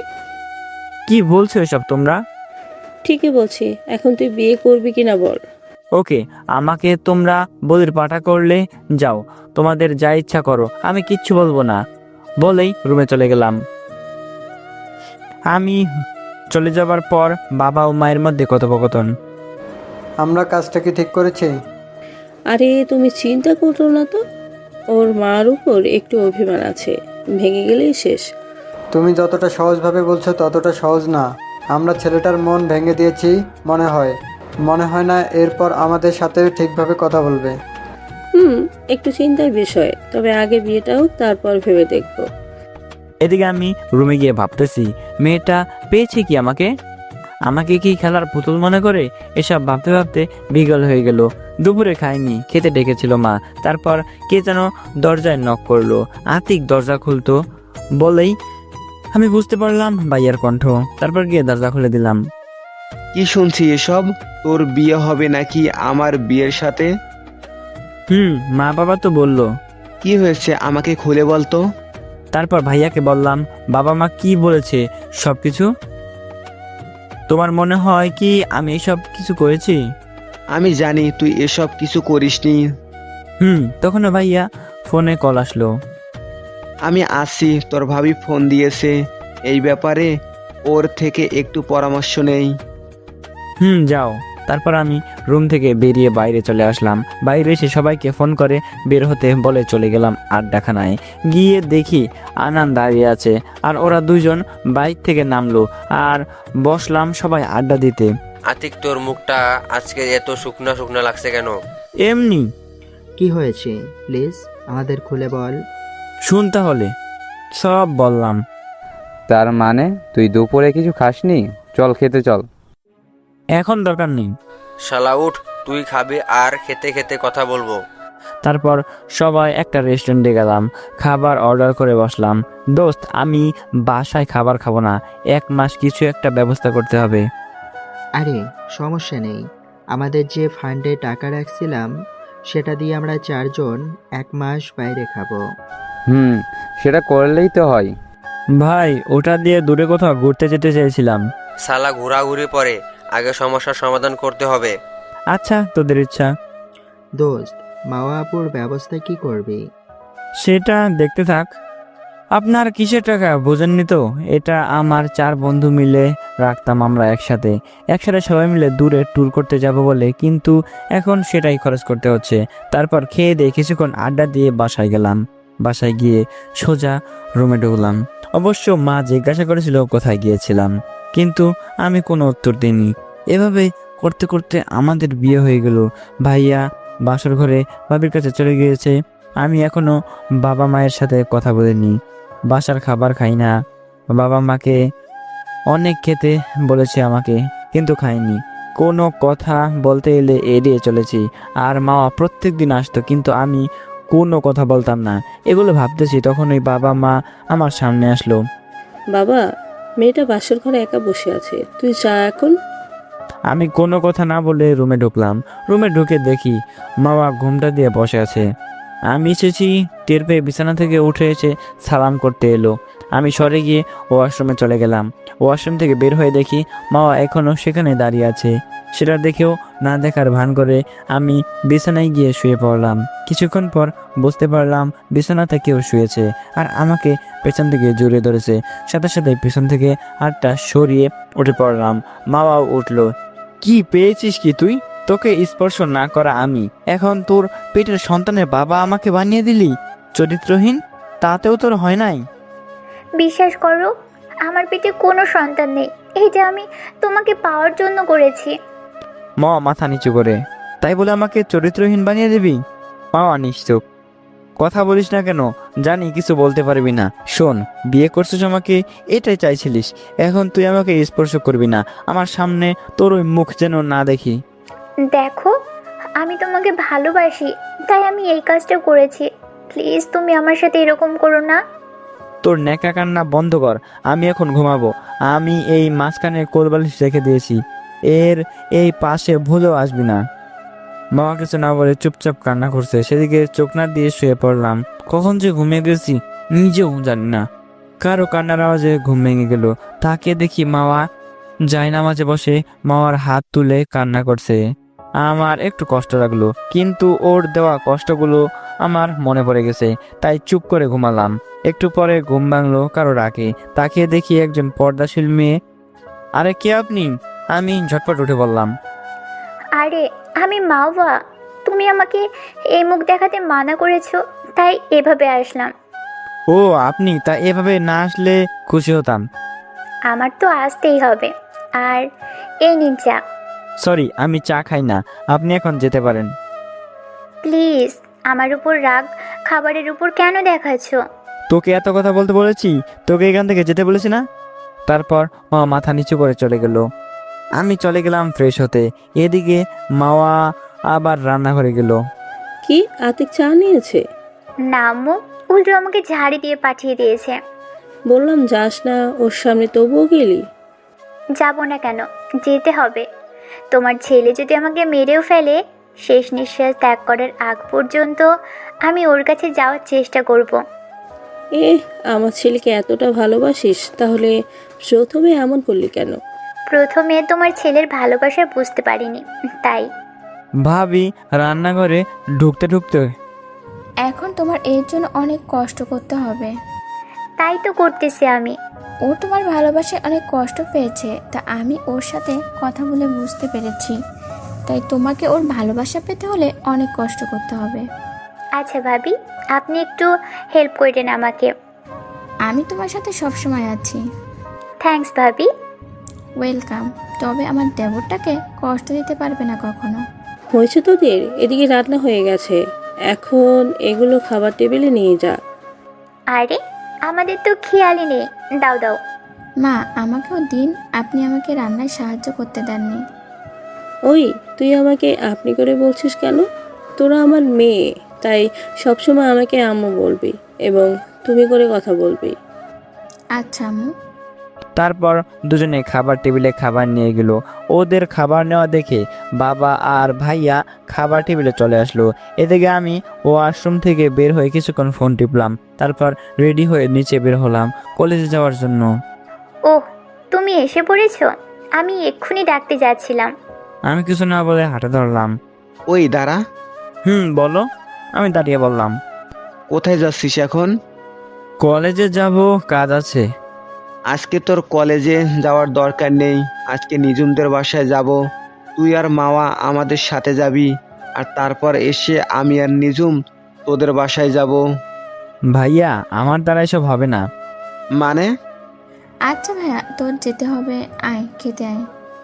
ভাবি আমি একজন চরিত্রহীন, আর তার সাথে এই বাসার মানুষের একসাথে খাই কি করে? ওইসব পাতে বাবা, এখন খেতে আয়। আরে না, আপনারা আমার জন্য গলায় দড়ি দিয়ে মরতে চেয়েছিলেন বলেই চলে আসলাম। তারপর বের হয়ে বন্ধুদের সাথে এক হয়ে খেতে গেলাম। এদিকে আমি চলে যাওয়ার পর, কেন তোমরা ওর সাথে এমন করলে বলো? দিলে না ওকে আমার বিয়েতে আনন্দ করতে, দিলা না, আর এমন একটা কাজ করেছো যে ঘরের খাবারও খাচ্ছে না। আমি ভাবছি নাকি এত কিছু হবে। আমি আর কিছু বলবো না, তোমরা বুঝো বলেই খাবার টেবিল থেকে উঠে গেল। মা, আজকে আমাদের বাসায় যেতে হবে না, সব কিছু ঠিকঠাক হলেই যাব। আচ্ছা ঠিক আছে। আর ভালো লাগছে না, কি যে শুরু হলো বাড়িতে। আমি তোমাকে মানা করলাম এটা করতে, তবুও তুমি করলে। আমি করেছি, এটা আমি ঠিক করব বলি কিছু না খেয়ে চলে গেলাম।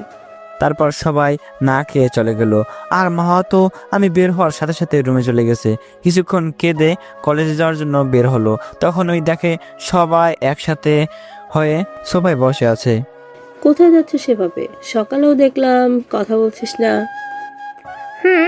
এখন থেকে করব। আর এখন কলেজে যাচ্ছি। আজকে যাওয়ার দরকার নেই, কিছু তো খাসও নেই। থাক, যতদিন তোমার ছেলে বাসার খাবার না খাবে ততদিন আমিও খাবো না। এতে যদি মরে যাই তো যাব। আচ্ছা, আমি কলেজে যাচ্ছি। আচ্ছা যাও, দেখো আমার দেবরটার মন জয় করতে পারো কিনা। সেজন্যই তো যাচ্ছি। কলেজে গিয়ে সবাই এক জায়গায় বসে আড্ডা দিচ্ছি। দোস্ত দেখ, এই কলেজের প্রথম কাউকে বরকা পরা এত সুন্দর একটা মেয়ে দেখছি। শালা, মোনার কাছে বলা লাগবে? দেখ দোস্ত, মেয়েরা এদিকে আসছে। তো আমি কি করব? এর মধ্যে মেয়েটা এসে আমার পাশে বসলো। এ কি, কে আপনি? এখানে বসেছেন কেন? আমি আমার স্বামীর কাছে বসবো না তো কার কাছে বসবো? বুঝতে বাকি রইল না এটা কে, এবং সকালের পদার কথা মনে পড়ে গেল। দেখেন, আমি একা আছি, ভালো আছি, আমাকে একটু শান্তিতে থাকতে দিন। আমি জানি তুমি ভালো নেই, আর তুমি আমাকে ছাড়া একদম ভালো থাকতে পারবে না। একদম ঠিক কথা। শ্যাম বলেছিল, আমার রাগ দেখে চুপ হয়ে গেল। তারপর আমার দিকে তাকাতেই দেখে আমি নেই। দূরে তাকিয়ে দেখে আমি হাঁটতেছি। তখন মাওয়া উঠে দৌড় দিয়ে আমাকে পিছন থেকে জড়িয়ে ধরলো। আমি দাঁড়িয়ে গেলাম, অনুভূতিটা বোঝার চেষ্টা করছিলাম। তখন আমার আগের কথাগুলো মনে পড়ে গেল। পেছন থেকে সারিয়ে দূরে থাপ্পড় মারলাম। কি সমস্যা কি আপনার? আপনাকে মানা করা সত্ত্বেও কেন আমার কাছে আসেন? মাওয়া নিশ্চুপ হয়ে দাঁড়িয়ে কাঁদছে। কি হলো, দাঁড়িয়ে আছেন কেন? যান আমার সামনে থেকে। মাওয়া আমাকে অবাক করে দিয়ে আবার জড়িয়ে ধরলো। কি করবো ভেবে পাচ্ছি না, তাই তাকে ছাড়িয়ে ক্লাসে চলে গেলাম। দোস্ত, তোর হাতে রক্ত। আমি হাতের দিকে তাকিয়ে দেখি সত্যি হাতে রক্ত। তুই কিন্তু এখন বেশি বেশি করছিস। আমি কি কিছু করেছি?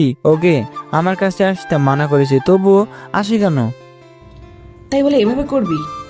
আমি জানি থাপ্পড়টা এত জোরে মারা উচিত হয়নি, কিন্তু ও আমাকে আমার বাবা মায়ের সামনে চরিত্রহীন বানিয়েছে। তবুও তোরা বলবে আমি বাড়াবাড়ি করছি? অধরা আর তিথি চুপ হয়ে গেল। কি হলো, এখন চুপ কেন? সরি রে, ভুলে গিয়েছিলাম। তবে মাওয়া আপুর কষ্ট দেখতে পারতেছি না। আমার মনে হয় তোকে সত্যিই ভালোবাসে। তারপর আমি কিছু বলতে যাবো, তখন এই স্যার এসে পড়লো। ক্লাস শেষ করে বেরিয়ে দেখি মাওয়া আমার বাইকের কাছে দাঁড়িয়ে আছে। আমি দেখেও না দেখার ভান করে বাইকে উঠে বাইক স্টার্ট দিলাম। তখন এই মাওয়া বাইকে উঠলো। বাইকটা থামিয়েই, আপনি বাইকে উঠেছেন কেন? দেখো, তুমি যা করার পরে করো, আগে বাসায় চলো, বাবা অসুস্থ হয়ে পড়েছে। এটা শুনে আমার হৃদয় কেঁপে, তাই তাড়াতাড়ি বাইক স্টার্ট দিলাম। মা পেছনে বসে আছে। আমি বাইক জোরে চালাচ্ছি দেখি মা ভয় পেয়ে জড়িয়ে ধরলো। আমি কিছু বলিনি, কারণ তাড়াতাড়ি যেতে হবে। তাই কিছুক্ষণের মধ্যে আমরা বাসায় চলে আসলাম। গিয়ে দৌড়ে বাবার রুমে গেলাম। গিয়ে দেখি বাবা শুয়ে আছে। মা খাবার খাওয়ানোর চেষ্টা করছে, কিন্তু বাবা খাচ্ছে না। খাবারটা খেয়ে নাও, নাহলে ওষুধ খেতে পারবে না। আমার ওষুধ খাওয়ার দরকার নেই। কি হয়েছে বাবা, খেতে যাচ্ছে না কেন? বাবা মুখটা ঘুরিয়ে নিল কথা না বলে। তুই খাবার খাচ্ছিস না দেখে আজকে বাড়িতে কেউ খাবার খায়নি, আর তাতেই বাবা অসুস্থ হয়ে পড়েছে। আচ্ছা, আমি খাবার খাবো, আপনি বাবাকে খেতে বলুন। আমি কেন বলবো? তুই বল, আমরা না খেলে তোর কি আসে যায়? বাবা প্লিজ খেয়ে নিন আপনি। বাবা চুপ করে শুয়ে আছে। আচ্ছা বাবা, আমি আপনাকে নিজ হাতে খাইয়ে দিচ্ছি। আমি হাত দিয়ে প্লেট থেকে এক লোকমা তার মুখের সামনে ধরতেই সে খেয়ে নিল, এবং সেও তার হাত ধুয়ে আমাকে ধরেছে। আমি খেয়ে নিলাম, কারণ বাবা যদি রাগ করে আর না খায়। তারপর সবাই খাবার খেয়ে নিল, আমিও খেয়েছি। মা বাবা আমার সাথে অনেক কথা বলেছে, অর্থাৎ বলতে চেয়েছে, আমি বলিনি। তারপর বিকালবেলা আমি বন্ধুদের সাথে আড্ডা দিয়ে এবং আজকে থেকে আর বাইরে খেতে হবে না সব বলে এসেছি। সন্ধ্যার সময় বাসায় এসে দেখি মা কাঁদছে। আমি দেখে চলে আসলাম। রাগের জন্য আমি পরে জেনে নিব, কিন্তু কিছুক্ষণ পর মা রুমে আসলো। বাবা, আমার উপরে এত রাগ করে থাকিস না। আমি এই কষ্ট আর সহ্য করতে পারছি না। হ্যাঁ হ্যাঁ, এইটুকুতেই এত কষ্ট? তখন আপনারা আমাকে যা দিয়েছেন তা কি? বাবা, এর থেকে তুই আমাকে মেরে ফেল। আপনারা অন্যের কথা শুনে নিজের ছেলের চরিত্রে দাগ লাগিয়েছেন। আর কি, আপনারা যা করতে বলেছেন আমি তাই করেছি। আর কি চান বলুন? বাবা, তুই আমাকে ক্ষমা করে দে। আমি আর কখনো এরকম করব না। আরে এতে ক্ষমা চাওয়ার কি আছে? আমি সবসময় আপনারা যা চাইবেন তাই করব। বাবা, আর একবার যদি এভাবে কথা বলিস আমি মরে যাব। না মা, এভাবে বলো না, বলে মাকে জড়িয়ে ধরলাম। যতই হোক মা, তাই আর রাগ করে থাকতে পারলাম না। আমি জানতাম তুই আমাকে কষ্ট দিতে পারবি না। কিন্তু এরপর যদি আর আমার সাথে এরকম করো, তাইলে আমি আর বাসায় আসবো না। আচ্ছা, তুই নিচে চল। আচ্ছা মা, তুমি যাও, আমি আসতেছি একটু ফ্রেশ হয়ে। আমি ফ্রেশ হয়ে ঢুকতে যাব, তখন ওই মামার রুমে আসলো। আমি একবার তাকিয়ে ফ্রেশ হতে চলে গেলাম। কিছুক্ষণ পর ফ্রেশ হয়ে বের হয়ে দেখি মাওয়া রুম গোছাচ্ছে। আমাকে দেখে আমার কাছে আসলো। আমি ওকে দেখে রুম থেকে বের হতে যাব, তখনই আমার হাত টেনে ধরলো। কি হয়েছে, এভাবে হাত টানছেন কেন? হাত ধরে টানছি কেন মানে? সবাইকেই তো ক্ষমা করেছো, আমাকে একটু ক্ষমা করা যায় না? আরে আপনি কি দোষ করেছেন যে ক্ষমা চাইতে হবে? এভাবে বলছো কেন? আচ্ছা যাই হোক, কালকে বাসর রাতে তো আমাকে একটু আদর করো নাই, আমাকে এখন একটু আদর করো। সকালের থাপ্পড়ের কথা মনে আছে? আর আপনাকে আমার সামনে আসতে মানা করলেও আসেন কেন? মা নিশ্চুপ হয়ে মাথা নিচু করে নিল। আমাকে কি একটু ক্ষমা করে ভুল সংশোধনের সুযোগ দেওয়া যায় না?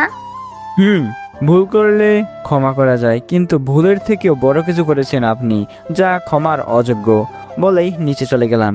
তারপর মাওয়া কিছু না বলে চুপচাপ আমার পিছু পিছু নিচে আসলো, আর সবাই একসাথে সোফায় বসলাম।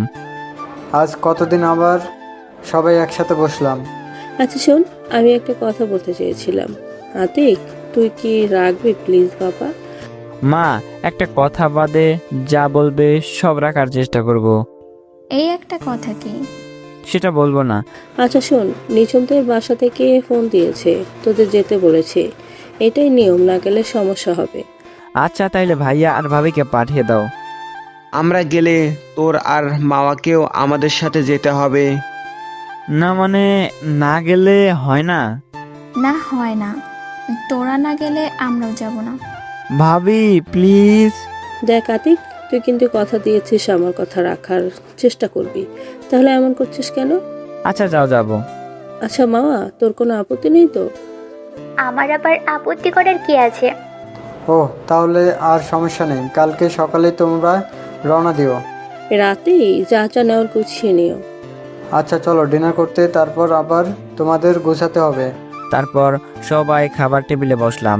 খেয়ে উঠে যে যার রুমে চলে গেলাম। রুমে গিয়ে দেখি মাওয়া গোছাতে শুরু করলো। তুমি কি কি নেবে বলো, আমি গুছিয়ে নিই। থাক, দরকার নেই, আমারটা আমি গুছিয়ে নিতে পারবো।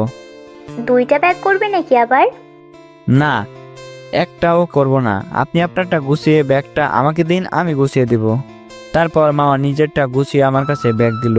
আমি যা জানিব তা বিছানার উপরে রাখলাম। তারপর ভাঁজ করা গুলো ব্যাগে নিয়ে অন্যগুলো ভাঁজ করতেছিলাম, কিন্তু পারছি না।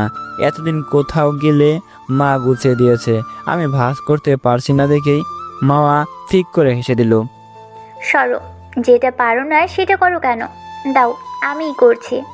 কিছু বলতে পারলাম না, কারণ আমি এটা পারি না। ও যেটা করেছে সেটা দেখছি। তারপর গোছানো শেষে ব্যাগটা রেখে মাঝখানে কোলবালিশ দিয়ে শুয়ে পড়লাম। আচ্ছা বলছি কি, মাঝখানে কোলবালিশটা না দিলে হয় না? না, হয় না। এভাবে ঘুমাতে পারলে ঘুমান, না হলে অন্য রুমে যান। মাওয়া আর কথা না বাড়িয়ে লাইট অফ করে বিছানায় এসে শুয়ে পড়লো। তারপর আমি কখন যে ঘুমিয়ে গেলাম মনে পড়ছে না। সকালে আজানের শব্দে ঘুম ভাঙলো। পাশে তাকিয়ে একটা মায়াবী চেহারা আমায় টানছে। চোখের নিচে কালি পড়েছে, মনে হয় না ঘুমিয়েছে, কান্না করেছে। তাই ওকে না জাগিয়ে ওর মায়াবী মুখের দিকে তাকিয়েছিলাম। হঠাৎ ও নড়ে উঠলো। আমি বুঝতে পেরে তাড়াতাড়ি চোখ সরিয়ে নিয়ে ওয়াশরুমে ঢুকে অজু করে নামাজ পড়তে চলে গেলাম। এদিকে মা ভাবছে, কিসের জন্য যে নড়তে গেলাম আমি। আমার দিকে একটাও তাকিয়েছিল, কতই না ভালো লাগছিল। পাগলটার ভিতরে অনেক রাগ অভিমান জমে আছে, যার জন্য আমাকে মেনে নিচ্ছে না, এসব ভাবতে লাগলো। তারপর মাওয়া উঠে তাড়াতাড়ি অজু করে নামাজ পড়ে নিচে গেল। মায়ের সাথে রান্নাঘরে, ওর সাথে সাথে ভাবিও গেল। ওই আজকে কাকে রান্নাঘরে আসার দরকার নেই। কেন আম্মু, আমরা তোমাকে সাহায্য করব? না, কাউকে সাহায্য করতে হবে না। অনেক কষ্টে ছেলেটার রাগ ভাঙিয়েছি, আজকে নিজের হাতে রান্না করে ওকে খাওয়াবো। তাহলে আমরা এখন কি করব? তোমরা দুজন এখন রুমে গিয়ে সব ঠিকঠাক ভাবে দেখে নাও।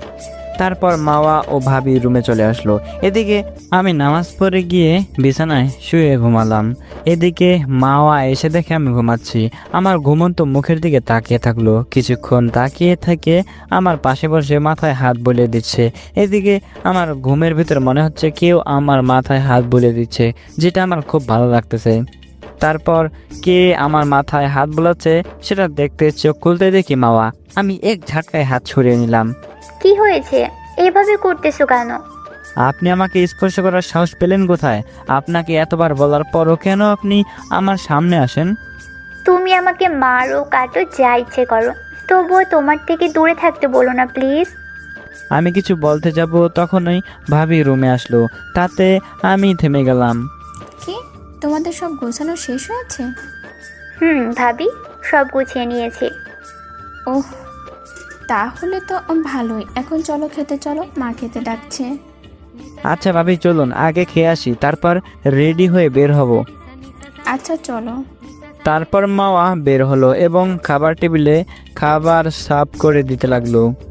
কি হলো মামা, তুমি বসছো না কেন? আসলে বাবা, এখানে খাবার খেতে হলে আমার মুখ খুলতে হবে। ওহ, তাহলে বাবা আপনারা খান, আপনারা খাওয়ার পর আমি মাওয়া খেয়ে নেব। আচ্ছা ঠিক আছে। তারপর আর কোনো কথা হলো না, আমরা খেয়ে উঠলাম। তারপর মাওয়া আর ভাবি খেলো। আমি রুমে ছিলাম।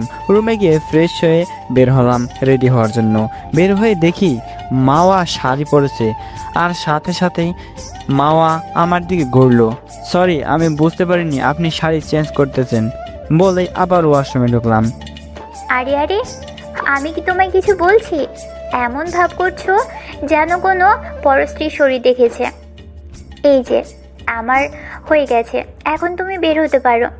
আমি বের হয়ে ওর দিকে তাকালাম। আকাশি কালারের শাড়িতেও কি সুন্দর লাগছে।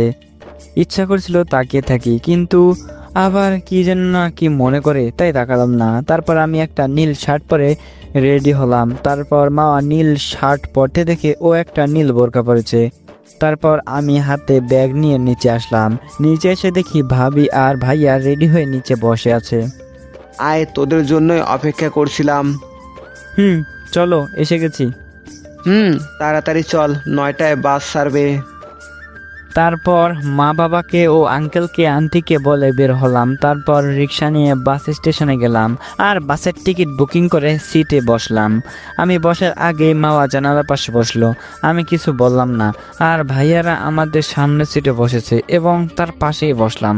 কিছুক্ষণের মধ্যে বাস ছেড়ে দিল। আমি কানে হেডফোন দিয়ে গান ছেড়ে গান শুনতে শুরু করলাম, কিন্তু সেটা বেশিক্ষণ সম্ভব হলো না। মাওয়া আমার কান থেকে হেডফোন খুলে দিল। কি হলো, হেডফোন খুললেন কেন? হেডফোন খুলবো না তো কি করব? আমি যে তোমার পাশে বসে, তাতে তোমার বিন্দুমাত্র আক্ষেপ নেই। শোনেন, আমার উপর রাগ দেখিয়ে লাভ নেই। আমি আপনাকে এবং আপনার রাগকে পরোয়া করি না। তা করবে কেন? ফেসবুকে মেয়েরা কমেন্ট করে গল্পে তারা আছে, আমাকে দিয়ে কি করবে? শুনুন, আমি আপনাকে আগেই বলেছি আপনাকে আমার প্রয়োজন নেই।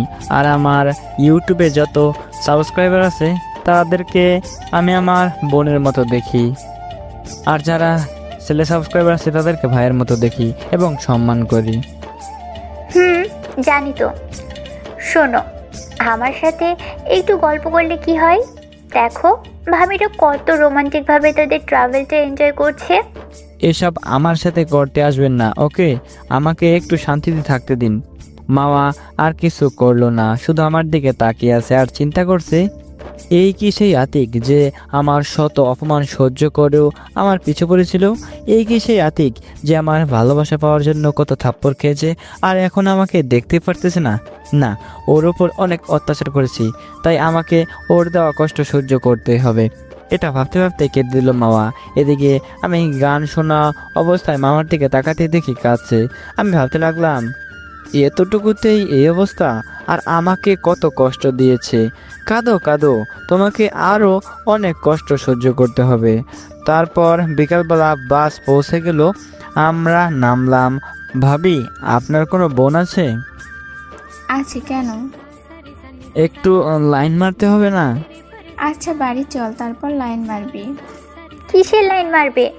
ভাবি, তোমার বোন যদি ওর আশেপাশে আসে না, তাইলে কিন্তু একেবারে মেরেই ফেলবো। হয়েছে, থাক, এখন চল, আমি রিক্সা নিয়ে এসেছি। তারপর আমি আর মাওয়া একটা রিক্সায় এবং ভাইয়া ভাবি একটা রিক্সায় উঠলো। কিছুক্ষণের মধ্যেই নানা বাড়ি পৌঁছে গেলাম। তারপর তাদের সাথে কথা বলে আবার রিক্সা নিয়ে চলে গেলাম ভাবিদের বাসার সামনে। রিক্সা থেকে নামার পরই মাওয়া আমার হাত ধরলো। কি হাত ধরছেন কেন আপনি? হাত ছাড়ুন। হাত ছাড়বো মানে? আমি হাত ছাড়তে পারবো না।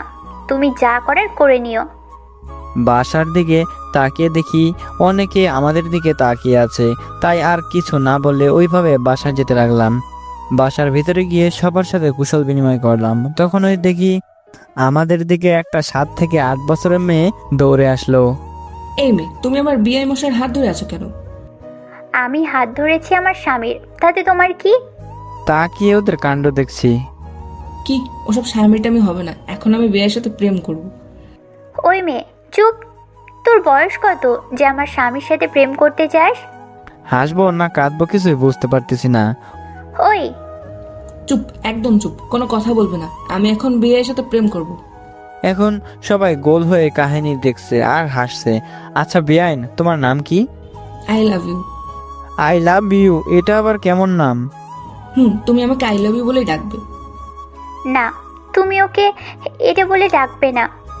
এই তুমি চুপ থাকো, আবার আমাদের মাঝে কথা বলছো। দেখছো না বড়রা কথা বলছি, আর তুমি জানো না বড়দের মাঝে ছোটদের কথা বলতে নেই। এই পুচকি, তুই আমার থেকে বড়? আমার বয়স 7 বছর। দেখো না আমি আমার স্বামীর সাথে আছি, তোমাকে ডিভোর্স দিয়ে আমাকে বিয়ে করবে। কি? এত অবাক হওয়ার কিছু নেই। তোমার আসল নাম কি বলে মেয়েটাকে কোলে নিলাম। আমার নাম নদী, ওরফে তোমার আই লাভ ইউ। হয়েছে নদী, তোর আই লাভ ইউকে ছাড়, না হলে ওই মেয়েটা তোর আই লাভ ইউকে মারবে। কি এত বড় সাহস? শোনো আই লাভ ইউ, ওই মেয়েটা তোমাকে কিছু বললে তুমি আমাকে এসে বলবে, আমি ওর সব চুল ছিঁড়ে ফেলবো। মাওয়া রাগি চোখে তাকালো নদীর দিকে। আচ্ছা আই লাভ ইউ, এখন আমাকে তোমার রুমে নিয়ে যাও, আমি এত দূর জার্নি করে এসেছি, আমার ক্লান্ত লাগছে। কি বলো এসব? তাড়াতাড়ি রুমে চলো, তোমার শরীর খারাপ করবে, আমাকে আগে বলবে না? মাওয়া রাগি চোখে আমাদের কাহিনী দেখতেছে। আচ্ছা চলো, আমি তোমাদের রুমে নিয়ে যাচ্ছি বলেই মাওয়াকেও ইশারায় আসতে বলে হাঁটা ধরলো রুমের দিকে ভাবি। তারপর আমরা ভাবির পিছনে পিছনে রুমে গেলাম। সত্যি শরীরটা ক্লান্ত লাগছে তাই। আচ্ছা আই লাভ ইউ, এখন আমি একটু ঘুমাবো, তুমি এখন যাও, বিকালে তোমাকে নিয়ে কালকে ঘুরতে যাব। মামা নিশ্চুপ এক পাশে দাঁড়িয়ে আছে। আচ্ছা তুমি ঘুমাও, আমি তোমার মাথায় হাত বুলিয়ে দিচ্ছি। থাক, তার আর দরকার নেই, তুমি যাও। নিশ্চুপ রাগি চোখে তাকিয়ে আছে মাওয়া। তারপর নদী চলে গেল রুম থেকে। তখন মাওয়া আসলো আমার কাছে। ওর সাথে এরকম ব্যবহার না করলে হতো না? আমি আমার যা ইচ্ছা তাই করব, সেটা আপনাকে জিজ্ঞাসা করতে হবে না। আচ্ছা, আমাকে বলতে হবে না। তুমি অসুস্থ, শুয়ে পড়ো, আমি মাথায় হাত বুলিয়ে দিচ্ছি। না থাক, তার আর দরকার হবে না, আমি আমার মতো থাকতে পারবো। মামা কিছু বলতে যাবে তার আগেই ভাবি রুমে আসলো, হাতে ট্রেতে কিছু নাস্তা নিয়ে। আতিক, এই শরবতটুকু খেয়ে নাস্তাটা করে নে, শরীর ভালো লাগবে। আরে ভাবি, এসবের কি দরকার ছিল? তুই চুপ থাক, মা আয় এখানে বস, তারপর দুজনে নাস্তা করবি। আচ্ছা ভাবি। তারপর দুজনে নাস্তা করার পর ভাবি সব নিয়ে গেল। আর ঘুমাতে ইচ্ছা করছিল না, তাই ফোনটা হাতে নিয়ে বসে ফেসবুকে ঢুকলাম। তারপর কিছুক্ষণ বন্ধুদের সাথে চ্যাটিংয়ে, মেসেঞ্জারে, গ্রুপে আড্ডা দিয়ে আইডি লগ আউট করে নিচে গেলাম। মাওয়া আমার পিছু নিতে নিতে নিচে আসলো। আমাকে দেখেই নদী দৌড়ে আমার কাছে আসলো। I love you. তোমার শরীরটা এখন কেমন লাগছে? আই লাভ ইউ, আমার শরীরটা এখন ভালো আছে বলে নদীকে কোলে নিলাম। তারপর সবাই মিলে কিছুক্ষণ আড্ডা দিলাম। তবে মাওয়া মনটা খারাপ ছিল, কিন্তু আমি কিছু বলিনি। আড্ডা শেষে ভাবি সবাইকে খাবার টেবিলে নিয়ে গেল। আমি, ভাইয়া, তালই এবং ভাবির কিছু আত্মীয়রা টেবিলে বসেছিল। মাওয়া বসেনি, কারণ ও ভাবির সাথে খাবে। টেবিলে খাবারের দিকে তাকিয়ে তো মাথা নষ্ট হয়ে গেছে। ভালোই হয়েছে ভাইয়ার সাথে এসে, এখন আমিও জামাইয়ের মতো খেতে পারবো। তারপর সবাই খাওয়া দাওয়া শুরু করলাম। আমি যত নানা করছি তবুও ভাবি আমাকে খাবার দিয়ে যাচ্ছে। যাই হোক, অনেক কষ্টে খাবার খেলাম। আরে বাবা, এতেই এই অবস্থা? কালকে এর থেকে আরো বেশি কিছুর আয়োজন করা হবে। কি বলছেন এইসব তালই? আমি তো কিছু খেয়েছি, আর ভাইয়াও তো কিছুই খাচ্ছে না ঠিক মতো। তাই তো হাবিব বাবা, তুমি ঠিক মতো খাও, এত লজ্জা পেতে হবে না, এটা তো তোমাদেরও বাড়ি। তালই ভাইয়াকে উদ্দেশ্য করে, জি বাবা। তারপর ভাইয়া খাওয়া শেষ হলো। এরপর দুজনে উঠলাম। আমি ভাইয়াকে বলে রুমে চলে আসলাম, আর সেও রুমে গেল। আমি বিছানায় বসে এফবি চালাচ্ছিলাম, তখন ওই নদী আমার রুমে আসলো। কি করছো? I love you. এই তো কিছু না, এমনি বসে আছি। ও, আমি কার্টুন দেখবো, আমাকে কার্টুন দেখাও। আচ্ছা আসো, আমি দেখাচ্ছি। তারপর কিছু কার্টুন নামিয়ে দিলাম, ও আমার পাশে বসে সেগুলো দেখছে। কিছুক্ষণ পর মাওয়া আসলো। এই, তুমি এখানে করো কি? যাও, রুমে যাও। মাওয়া নদীকে ইশারা করে। কেন? আমি কেন যাব? আমি এখন এখানে ঘুমাবো। এ মেয়ে বলে কি? ওই, তুই যাবি ওই রুম থেকে? একদম আমার মেজাজ গরম করবি না। আমি এখানে ঘুমাবো, দেখি তুমি আমার কি করতে পারো।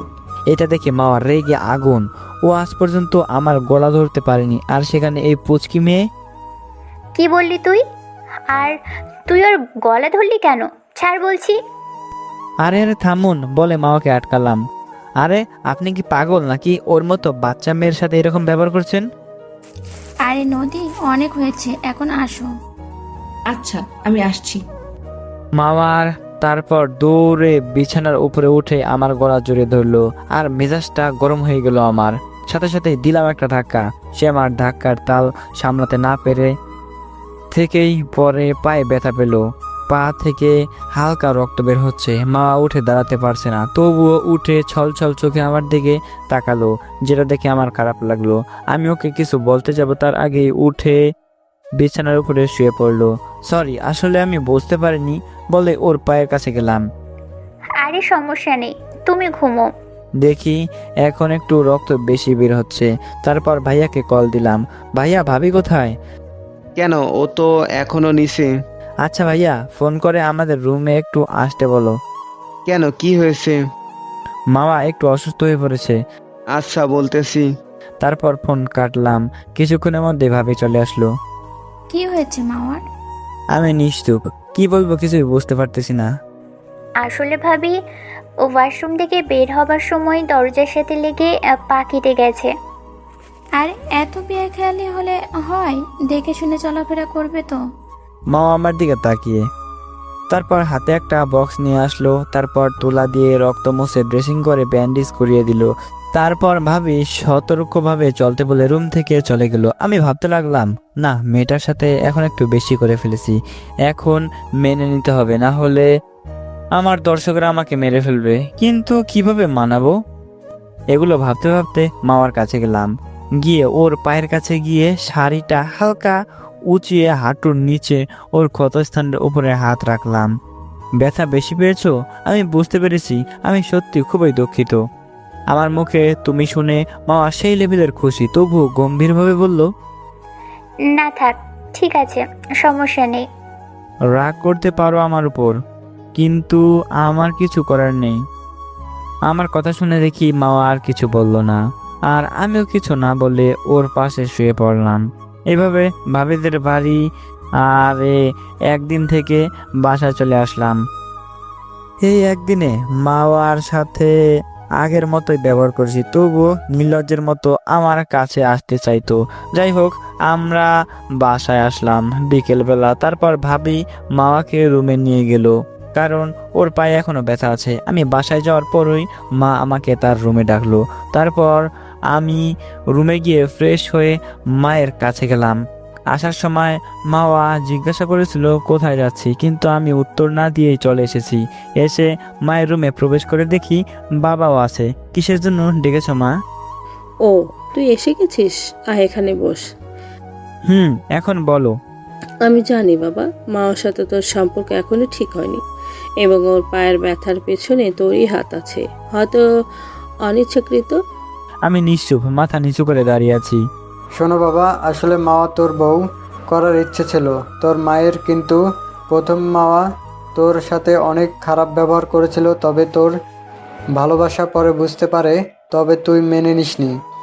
তাই মাওয়া আমাদের কাছে এসে অনেক কান্নাকাটি করে, তাই তোর মা প্ল্যান করে তোদের বিয়ে দেয়। মানে এটাই, মা তোকে এভাবে বিয়ে করতে চায়নি, তবে আমি জোর করে তোদের এভাবে বিয়ে দেই। মা আমাকে মানা করেছে, কিন্তু আমি শুনিনি। আমি তো অবাক, তাহলে মা সম্পূর্ণ নির্দোষ? বাবা, আসলে মাওয়ার কোনো দোষ নেই, তুই ওকে মেনে নে। বাবা, যা দোষ করার আমি করেছি, তুই আমাকে যা শাস্তি দাও দিতে পারিস। আরে মা, এসব কি বলছো? তুমি যা হওয়ার ভালোই হয়েছে, আমি মাওয়াকে ছাড়া বাঁচতাম নাকি? ওকে বাবা, তুই মেয়েটাকে কষ্ট দিস না আর। আচ্ছা, আমি তাহলে এখন যাই বাবা। আচ্ছা, যা। আমি যখনই বের হব তখনই দেখি ভাবি দরজার কাছে দাঁড়ানো। আরে আসতে যাও, বউ কেউ নিয়ে যাবে না।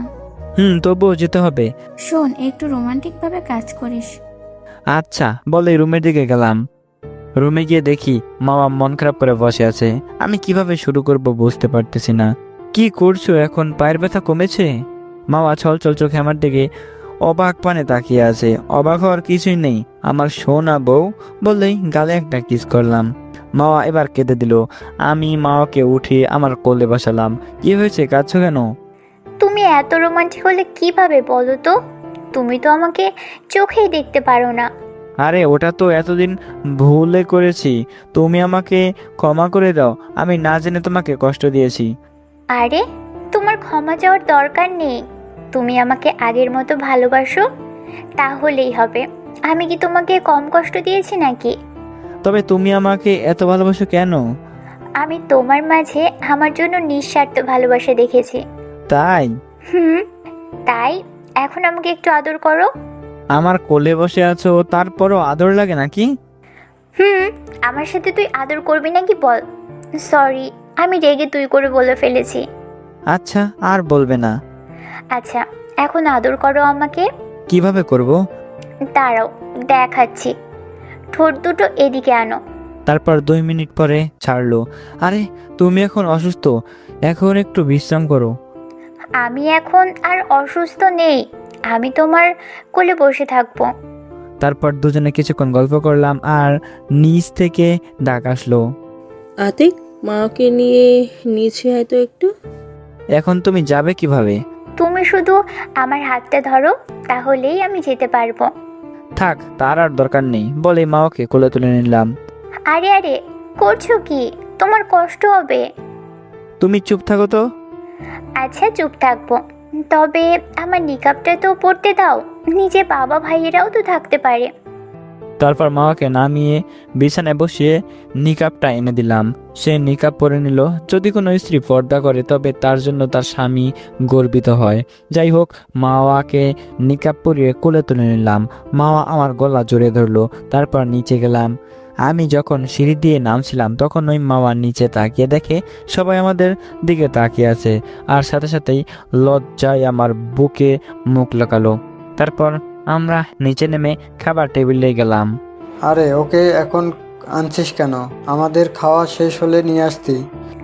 সমস্যা নেই বাবা, আপনারা খান, আমি এখানে বসি। খাওয়া শেষ হলে আমি খাবো। আচ্ছা। বাবা, আর একটা কথা ছিল। বলো মা। বাবা, আমি আর কলেজে যাব না, মায়ের সাথে হেল্প করব। এই, আমিও কিন্তু আছি। আচ্ছা, তোমরা যা করো, সমস্যা নেই। আচ্ছা। আমার টাকা জমিয়েছিলাম, এখন তা দিয়ে আমি একটা কোম্পানি করতে চাই, যেটা এখন হাবিব চালাবে। সাহায্য করব। আর আতিকের লেখাপড়া শেষ হলে আতিকেও কাজ করবে, আমি বিশ্রাম নিব। আচ্ছা বাবা, আমি আর ভাইয়াই বললাম। তারপর সবাই খাওয়া দাওয়া করলাম এবং মাওয়ার খাওয়া শেষে ওকে নিয়ে রুমে গেলাম। তারপর ওকে নামালাম, ও আমাকেও ওর পাশে শোয়ালো। আমার একটা আবদার রাখবে? বলো। শোনো, তুমি তো কলেজে যাবা, বাসায় তো আমার সিম্পল কাজ, তাই আমার একটা বাবু চাই। আচ্ছা, এখন না নিলে হয় না বলেই আমার উপরে ঝাঁপিয়ে পড়লো।